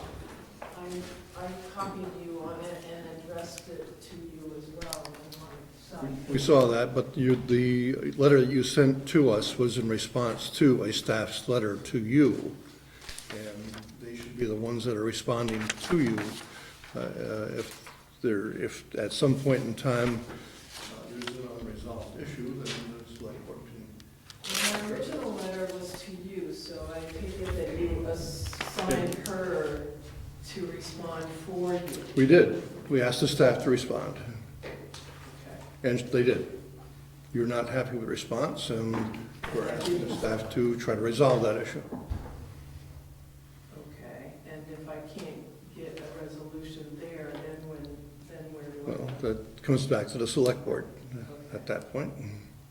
Yeah, I think that there'll be certainly some things that there's a disagreement on, so I'm sure that staff is not gonna change your mind on some of the points you've made.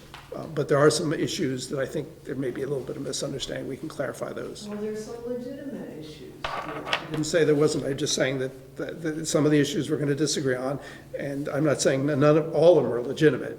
There's just, I think it'll help to have, gain you a little bit better understanding of some of the issues if we have a little meeting, and then you can certainly communicate the issues that you feel are unresolved or want to make a point on to the select board.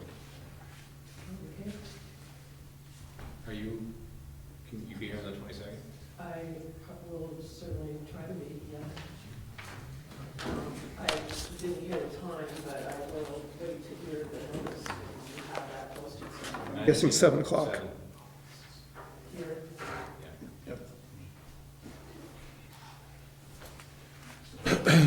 Let's move on to then the keeping of chickens regulation, and Eric has provided us with a memo and a new draft of the proposed regulation. Would the board like me to go section by section? There's a red line version that you have, and then I've summarized in the memo the changes I've tried to encompass from comments for our previous discussion. It's okay with the board. I think we just go with the changes that have been recommended. So authority and purpose section, this was part of my review when I was looking at poultry language. Clarified to specify the ordinance pertains to female chickens known as hens. There was some discussion last meeting, and I put this in here just for clarification for a discussion, about having a notice posted once a permit had been issued for 15 days. One piece of that we were thinking about after the meeting was this ordinance doesn't allow for an appeal for a permit itself. So with that in mind, is posting that a chicken permit has been granted, is that something the board wants to require within this ordinance? Any comments?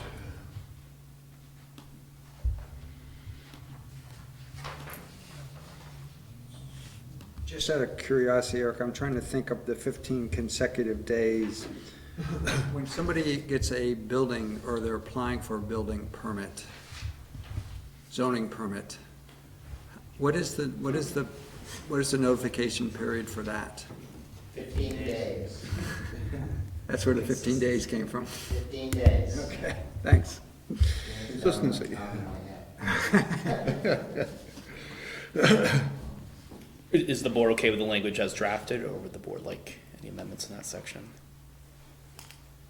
Hearing no comments. Yeah. Yeah. Okay. Next section is exemptions. This was probably the most substantive change after our last discussion. So this would exempt all residential properties in town, 1 acre or greater in size from the ordinance.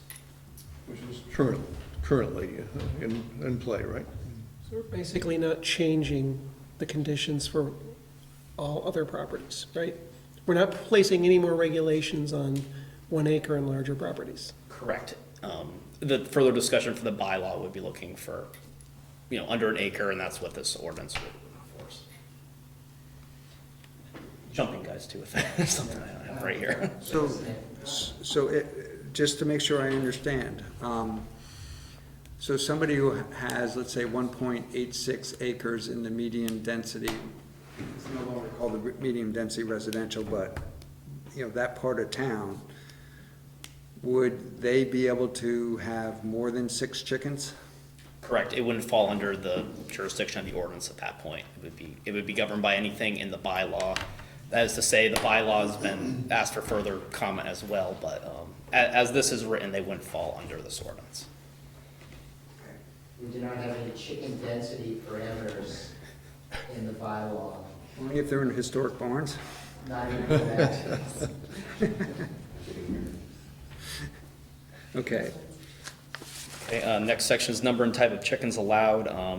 This was changed to a quantity of 6, and also language change to specify chickens as hens, and the quantity of 6 was based on the conversation to limit to under an acre in size. We got rid of the graduated requirement.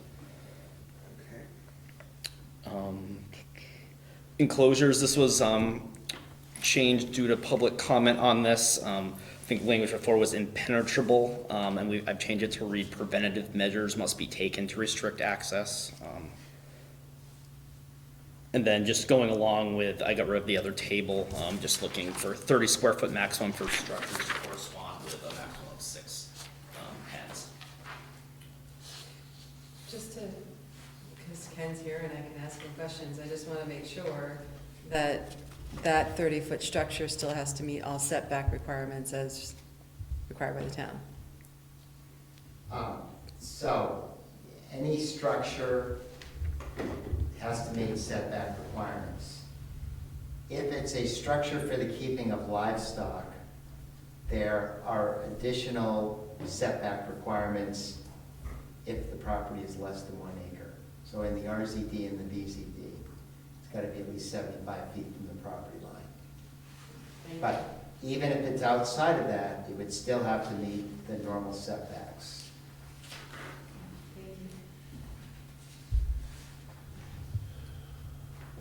So I guess I have to ask the question, if it's less than an acre, and you have to have 75-foot setbacks for livestock? Could be off your deck. Well, I'm just wondering what, so you'd have to have a good-sized piece of property then to, That's kind of where this is going. I mean, I obviously, I think I've made it pretty clear, I think this is a horrible idea. But for so many reasons, I think it's just not a good idea in such a small area, and that's talking with a lot of professionals who go, this is not a good idea. What my concern is, no matter how well you build that structure, you are going to have a rodent or other problem. It doesn't matter how clean, tidy, and anything else you are, that's what it is. And then you're gonna end up with foxes, whatever other vermin wants to come in because they see your cute little pet that's gonna look like a great snack. Those are things I worry about, and if you've got 4 houses, each with 6 chickens, that can be an awful lot of stuff that's coming in. And I won't jump to the next section, but I'll just bring it up going, now I see that the amount of waste you can have is 3 20-gallon containers, where it was 1 before. So I'm like, that is a huge amount of potential smell, compost, whatever, if somebody isn't doing it. Raising chickens is not something you do lightly. There's an art form to it, and I guess that's what I'm concerned about here, is what we're opening ourselves up to with what seems like a great idea that long-term may not be such a good idea. I'll get off my soapbox now, but I'll get back on it again. 75 feet's though a good distance, right? I mean, that's a, No, but you can have somebody complaining now that their chickens are outside their bedroom window. But that's their problem. I mean, that's why, it doesn't belong there. Go get a farm. As you may recall, in the proposed bylaw amendment, it would exempt the female poultry.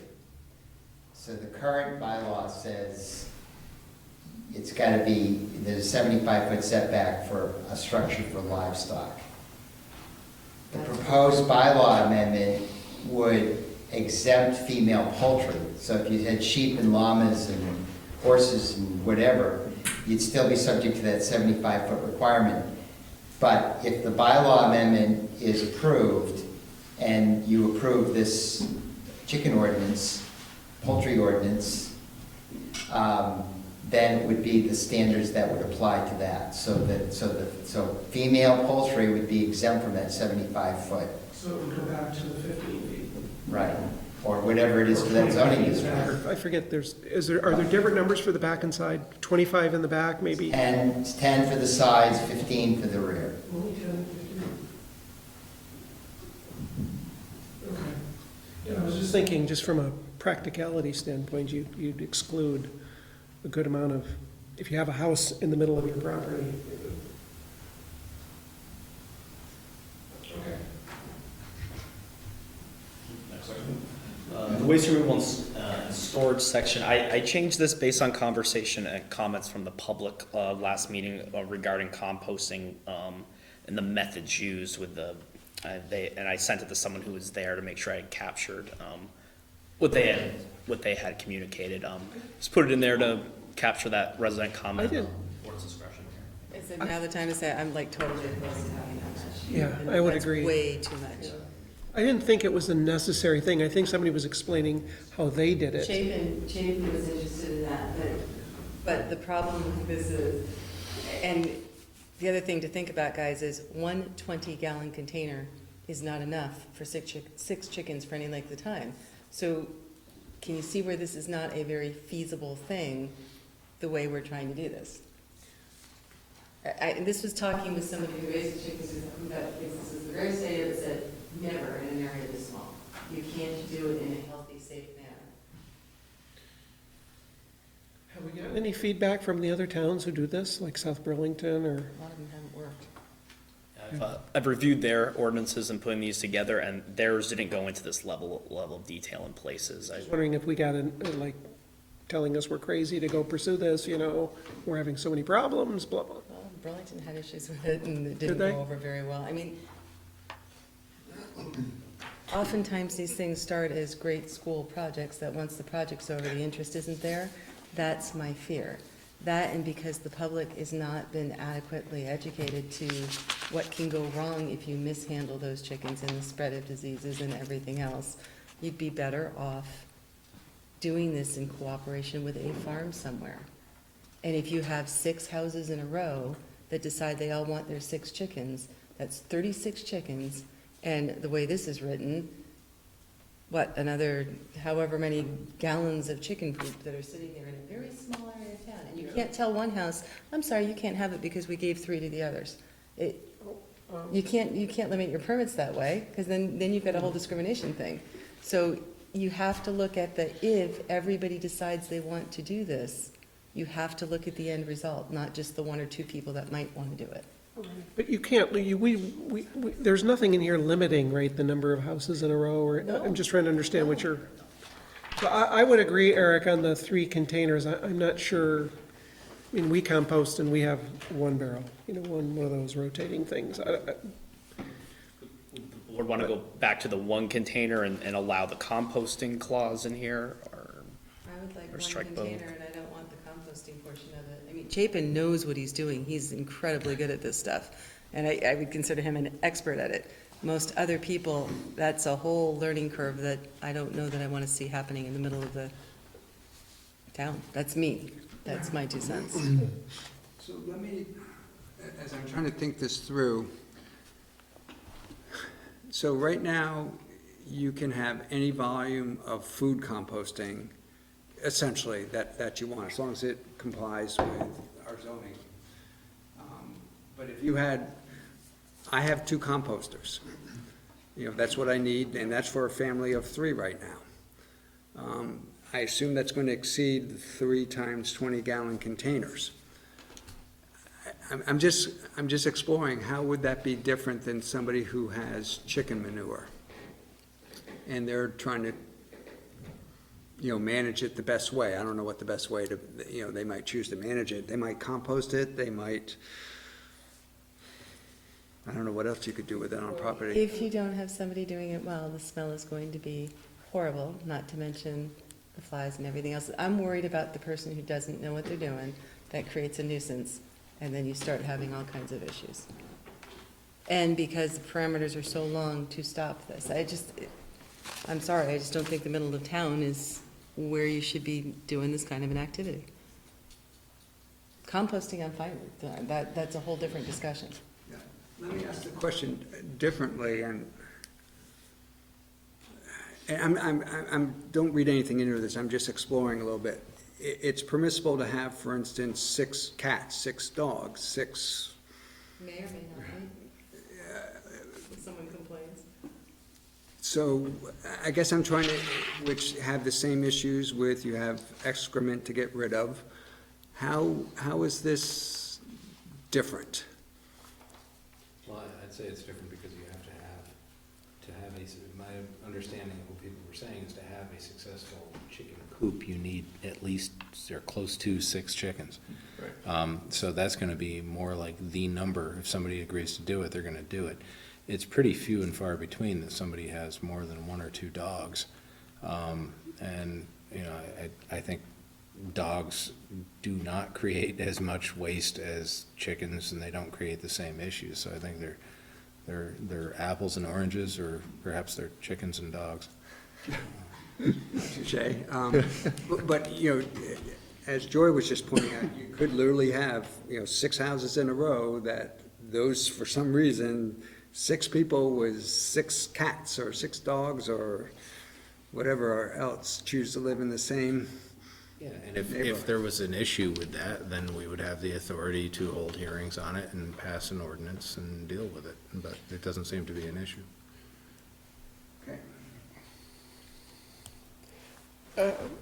I'll be honest, I'm not opposed to the chicken ordinance, because the ordinance has some teeth in it that say we can, I mean, I like the idea that we modeled it after what I guess I'm making the assumption, and maybe it's a bad assumption, something that's working, right, from other towns, South Burlington being one. Maybe it would be good to get some feedback to find out whether they have any issues with this ordinance, whether, you know, we have. I can follow up. I mentioned it in passing at a regional function with some folks from South Burlington. We didn't get into it very much. I just kind of mentioned we were working on it, and I modeled mine after theirs. It's a pretty dense town, right? I mean, in terms of comparable, it's not Williston, of course, but, you know, we like them too, but. I can speak to some colleagues on that. And the 3 composters, I guess with, you know, I think that probably the 20 gallons was modeled after the South Burlington. And the person in the audience, I forget her name, talked about the way she composted. I didn't think it was Chapin on the. It was Lynn Levens was talking. Thank you. And I don't know. I'm not, you know, I'm a minor league composter, so we have one bin, and it's more than 20 gallons, I'm sure. It's one of those big, you know. Yeah.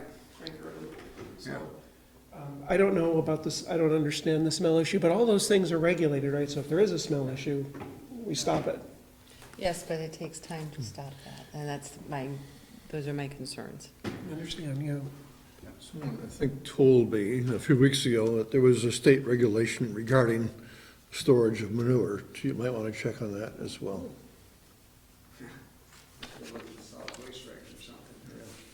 And the other factor to throw in is we do have a a relatively large-scale compost facility located right here in town that I guess is an outlet for this material for you to. Could be. So load it in the back of your little, you know, mini car, take to the compost facility. Okay, so we have questions regarding that article. Next section is enforcement. Down here. So I've added language addressing a nuisance. Time limits defined for correction of issues related to public health or nuisance. I've put this to 1 day, and that would be called out in the violation notice put in. And what else in that section? And then I've added language here as if a public health and nuisance issue is not corrected within the day put in, the town would have the authority to issue the civil penalty up to the maximum amount allowed under the ordinance. Start out here with a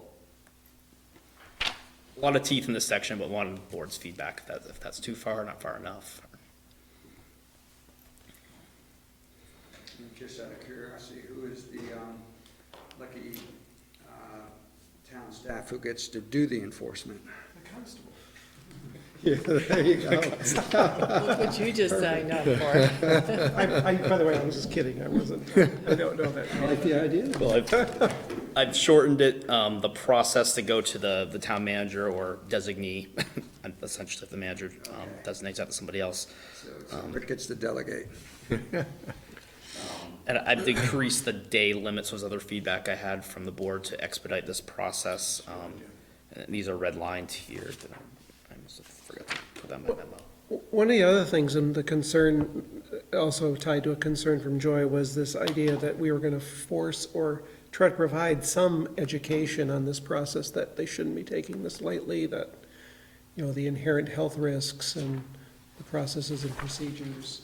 You can't force people to be smarter, but we can point them to. That's kind of why I wanted the permit fees to be more expensive, so that it wasn't, you had some real skin in the game if you wanted to do this. You're not just gonna be able to get a permit for $20. So And when- these are, I thought these permits prices were way too low, because then, But when a person comes in to apply for a permit, they should get some educational materials at that time. You can't force a person to read them or apply them, but at least you can give them the opportunity to learn what the safeguards are. I don't think we really need to put that in the ordinance, however. Okay.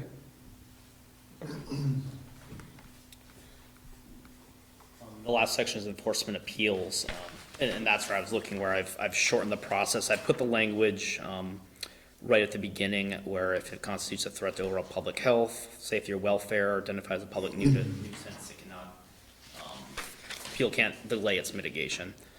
And then shorten the timeline of the process for an appeal to expedite those pieces of it. Up to 5 days from 30. Yep. Make it fast. For step one, and then manager, if they don't like that decision, they can appeal it. Clerk, who would then send it to the select board, and it would be a public hearing essentially at that point.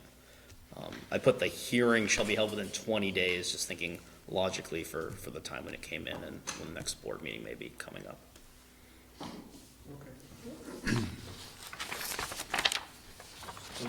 Those are those substantive changes based on the discussion from last time. So certainly open if the board has other feedback for further work here.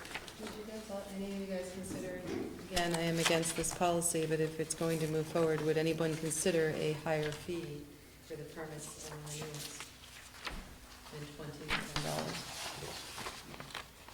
I think that is not really important enough for what is being undertaken. What would you suggest? I'm thinking more like, obviously I'd go through the roof if I could, but minimally $50, $75, something like that, and then the renewal fee could be $50 a break or something, but I think that if I were paying that sort of a fee to do something, I would sure be making sure I was reading everything the town was offering me and going into this knowing that I had a big responsibility. I agree with that. I don't know what my position is on this ordinance anyway, but I think I'll agree with it. People should know that they're getting in, and even that, 50, I wouldn't be in favor of going higher, but I think that it does send something of a message that. What about 50 and 25, 50 initial, 25 renewal, or? Yeah. Because The renewal isn't really the thing I'm worried about. I'm thinking Worried more about the the message initial would be the initial decision. What do we charge for dog licenses? It's a very good. 1622, yeah. But there's not nearly as much involved with your dog as there is with the chickens and the things that you're getting into, like the coop and the disposal of waste and everything else.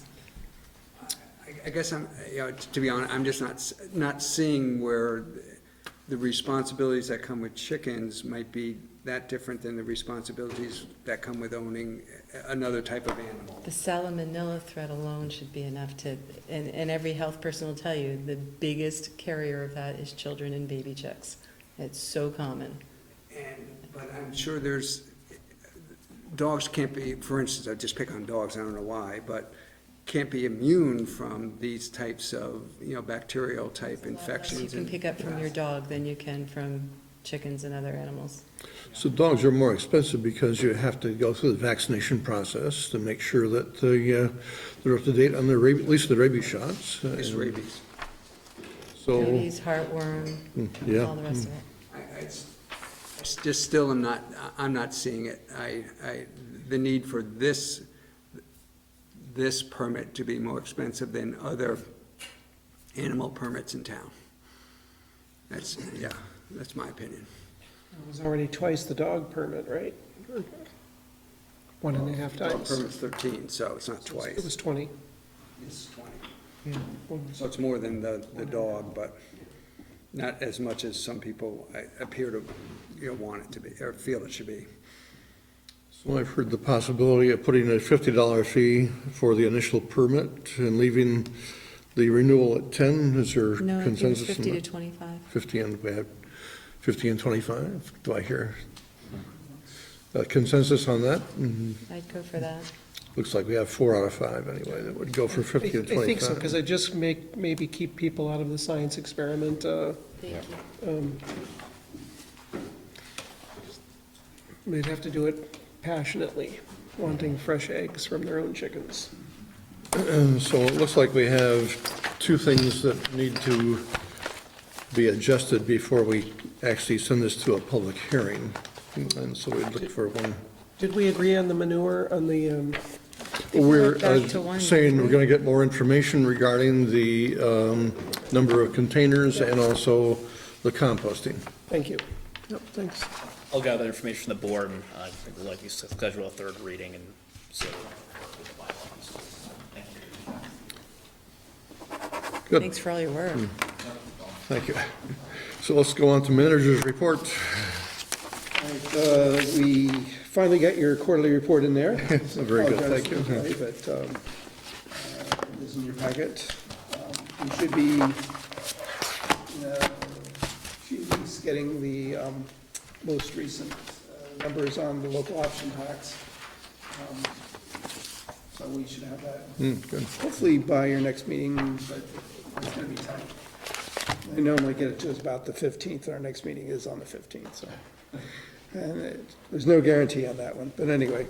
Police staffing, I wanted to make the board had asked about this recently, and the chief has made some progress. He's hired 2 individuals. Oh, and great. he's got them scheduled to go, well, he's working on trying to get them scheduled to go through the academy. There aren't a lot of openings in the academy, so we're struggling with trying to fit them in. And No kidding, with the hiring problem, you have issues with the academy now? other communities are, maybe there was a sudden rush of applicants. They were, I don't know the reasoning, but in any case, that is an issue, but we'll work around it. We may have to get them some preliminary training and do some of the field training before they even go to the academy, and then they go to the academy, and they'll be close to being ready once they get to the academy. We have one officer who will be graduating from the academy next month, and then he'll have to go through the field training process. The other good news for the police department is we have an administrative assistant that's been hired and is starting work in a couple weeks. Great. The chief is very, very happy about that. Yeah, but yeah. Let's see. The solid waste district budget. The board, the district board has approved the budget, and now it goes to each of the communities. The problem is the board's agenda for May 15th is full. And so I told the district that we couldn't really do it then, but the problem is if we move it to the first meeting in June, then the board really doesn't have time, if it's not going to approve it to that night, to think about it and vote on it later. So you're kind of forced into either taking action or that night, or not taking action at all, which then essentially approves it. So I just raised that. I can get the information to you on their budget probably later this week. But is that okay with you, is the question. If it isn't, then we may have to schedule, either add this to the special meeting on the May 22nd, or have a special meeting for just this. So that's the problem. Normally, we should have a discussion with the district staff. It sounds like that would not be happening. Oh, yeah, you would still have that. You'd still have that, okay. You just don't have time to think about it and vote on it 2 weeks later. That's the problem. Yeah, and that's actually something I prefer when possible. Sure. I'm raising this because this would not allow for that. On the other hand, typically the board does approve it the same night that it's presented, but I didn't want to make that assumption. So is that okay to do that? Yeah, I think it is. I think having this on the special meeting, that meeting is gonna be jammed as it is, and it's gonna hurt our ability to focus on the Catamount issues, for lack of a better word. We'll proceed with that then. And then finally, there's something that's not in my written report I'm going to ask Eric to address briefly. Yep, we have an opening for the DRB alternate, and John Benzunis, who used to serve on the DRB, has expressed interest in that position.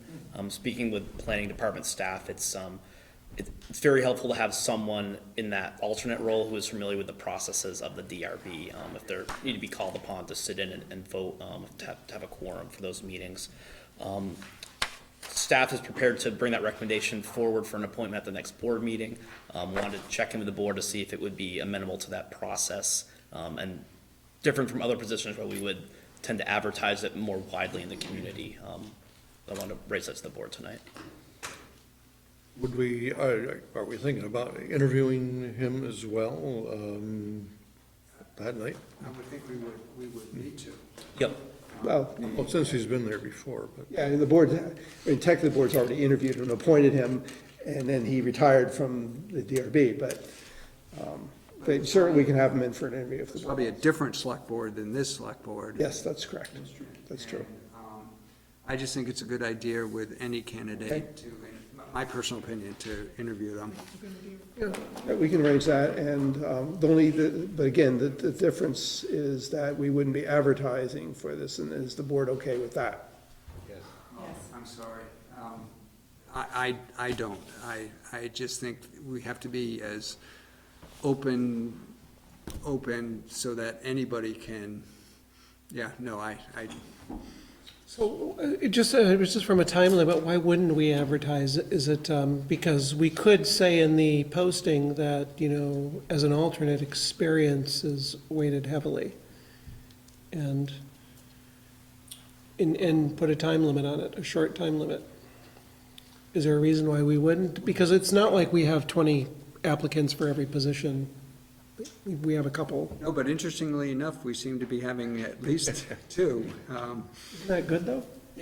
Yes, it is. It makes it more our jobs more difficult in a sense. Certainly does, It's a yeah. good thing. Yes, you're absolutely right. Definitely a good thing. My question would be directed more to the planning staff, because this could, I don't know whether this would create a problem as far as them having a quorum at an upcoming meeting or not, but maybe if there's no issue at all, then it's not a problem. Well, the question was raised as recently as 2 weeks ago, when we weren't sure we were going to have a quorum at our last DRB meeting, and one of my staff people said, should we send out a package to John Benzunas? Didn't you say he was interested in being the alternate? I said, well, he did, but he hasn't been appointed yet. So, it's just like with the select board, you can't always predict well in advance when you're gonna have a challenge achieving a quorum.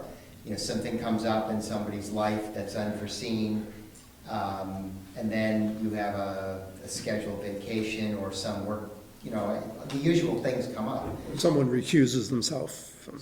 Right, an application comes up and, one or more of your board members is a neighbor to the project, or is on the board of the association, or has a business interest, or whatever the case may be. So,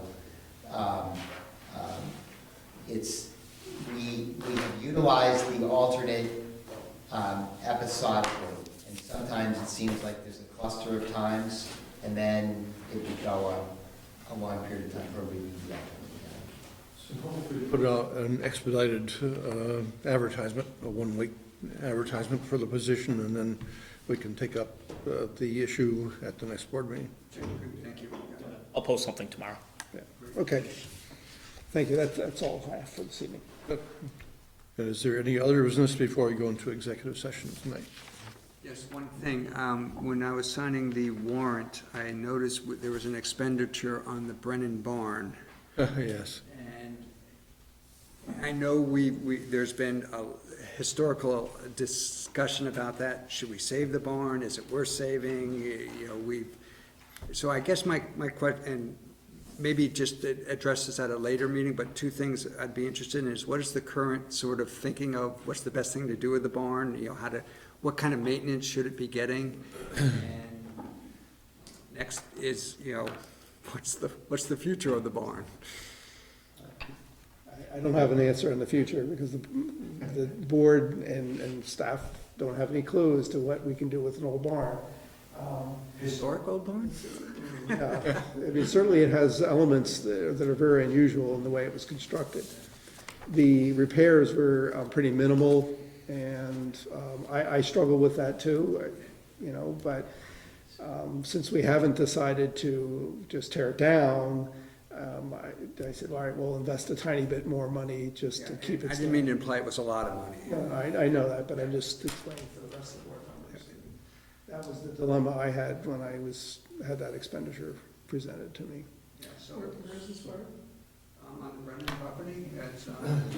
It was one of the barns, I guess, of the Brennan farm. Oh, By the the one ball on fields. Mountain View, yes. So a number of years ago, there was a group of individuals who wanted to save the barn, and about $30,000 was appropriated out of our budget at that time, which is what we're using, I think, right now, to do the repairs on it. Part of the reason to save it was because of the fixture, the joint inside the barn. If you read the Free Press article a few weeks ago, you'll find that there are several barns in Williston that have exactly that type of a joint. One of them is the Isham Bar. And there's a couple others in town that have it as well. So I think at some point in time, we should talk about the future of the barn, as to what we want to do with it, whether to tear it down or do something else. Is it on the historic registry? Probably. Interesting. Wedding barn. It's probably not on historic register at this point, but But you think it might be a historic barn? I would presume that it is, but anyway. Thank you. And is there any other business before we go into executive session? Hearing none, then there is a suggested motion for executive session. I'd move to enter into executive session on the provisions of VSA Title I, Section 313, to discuss legal strategies concerning the appeal filed by Mr. DeVita of a development review board decision in which premature knowledge would place the town at a substantial disadvantage, and to invite Mr. McGuire, Mr. Wells, and Mr. Bellabo to attend.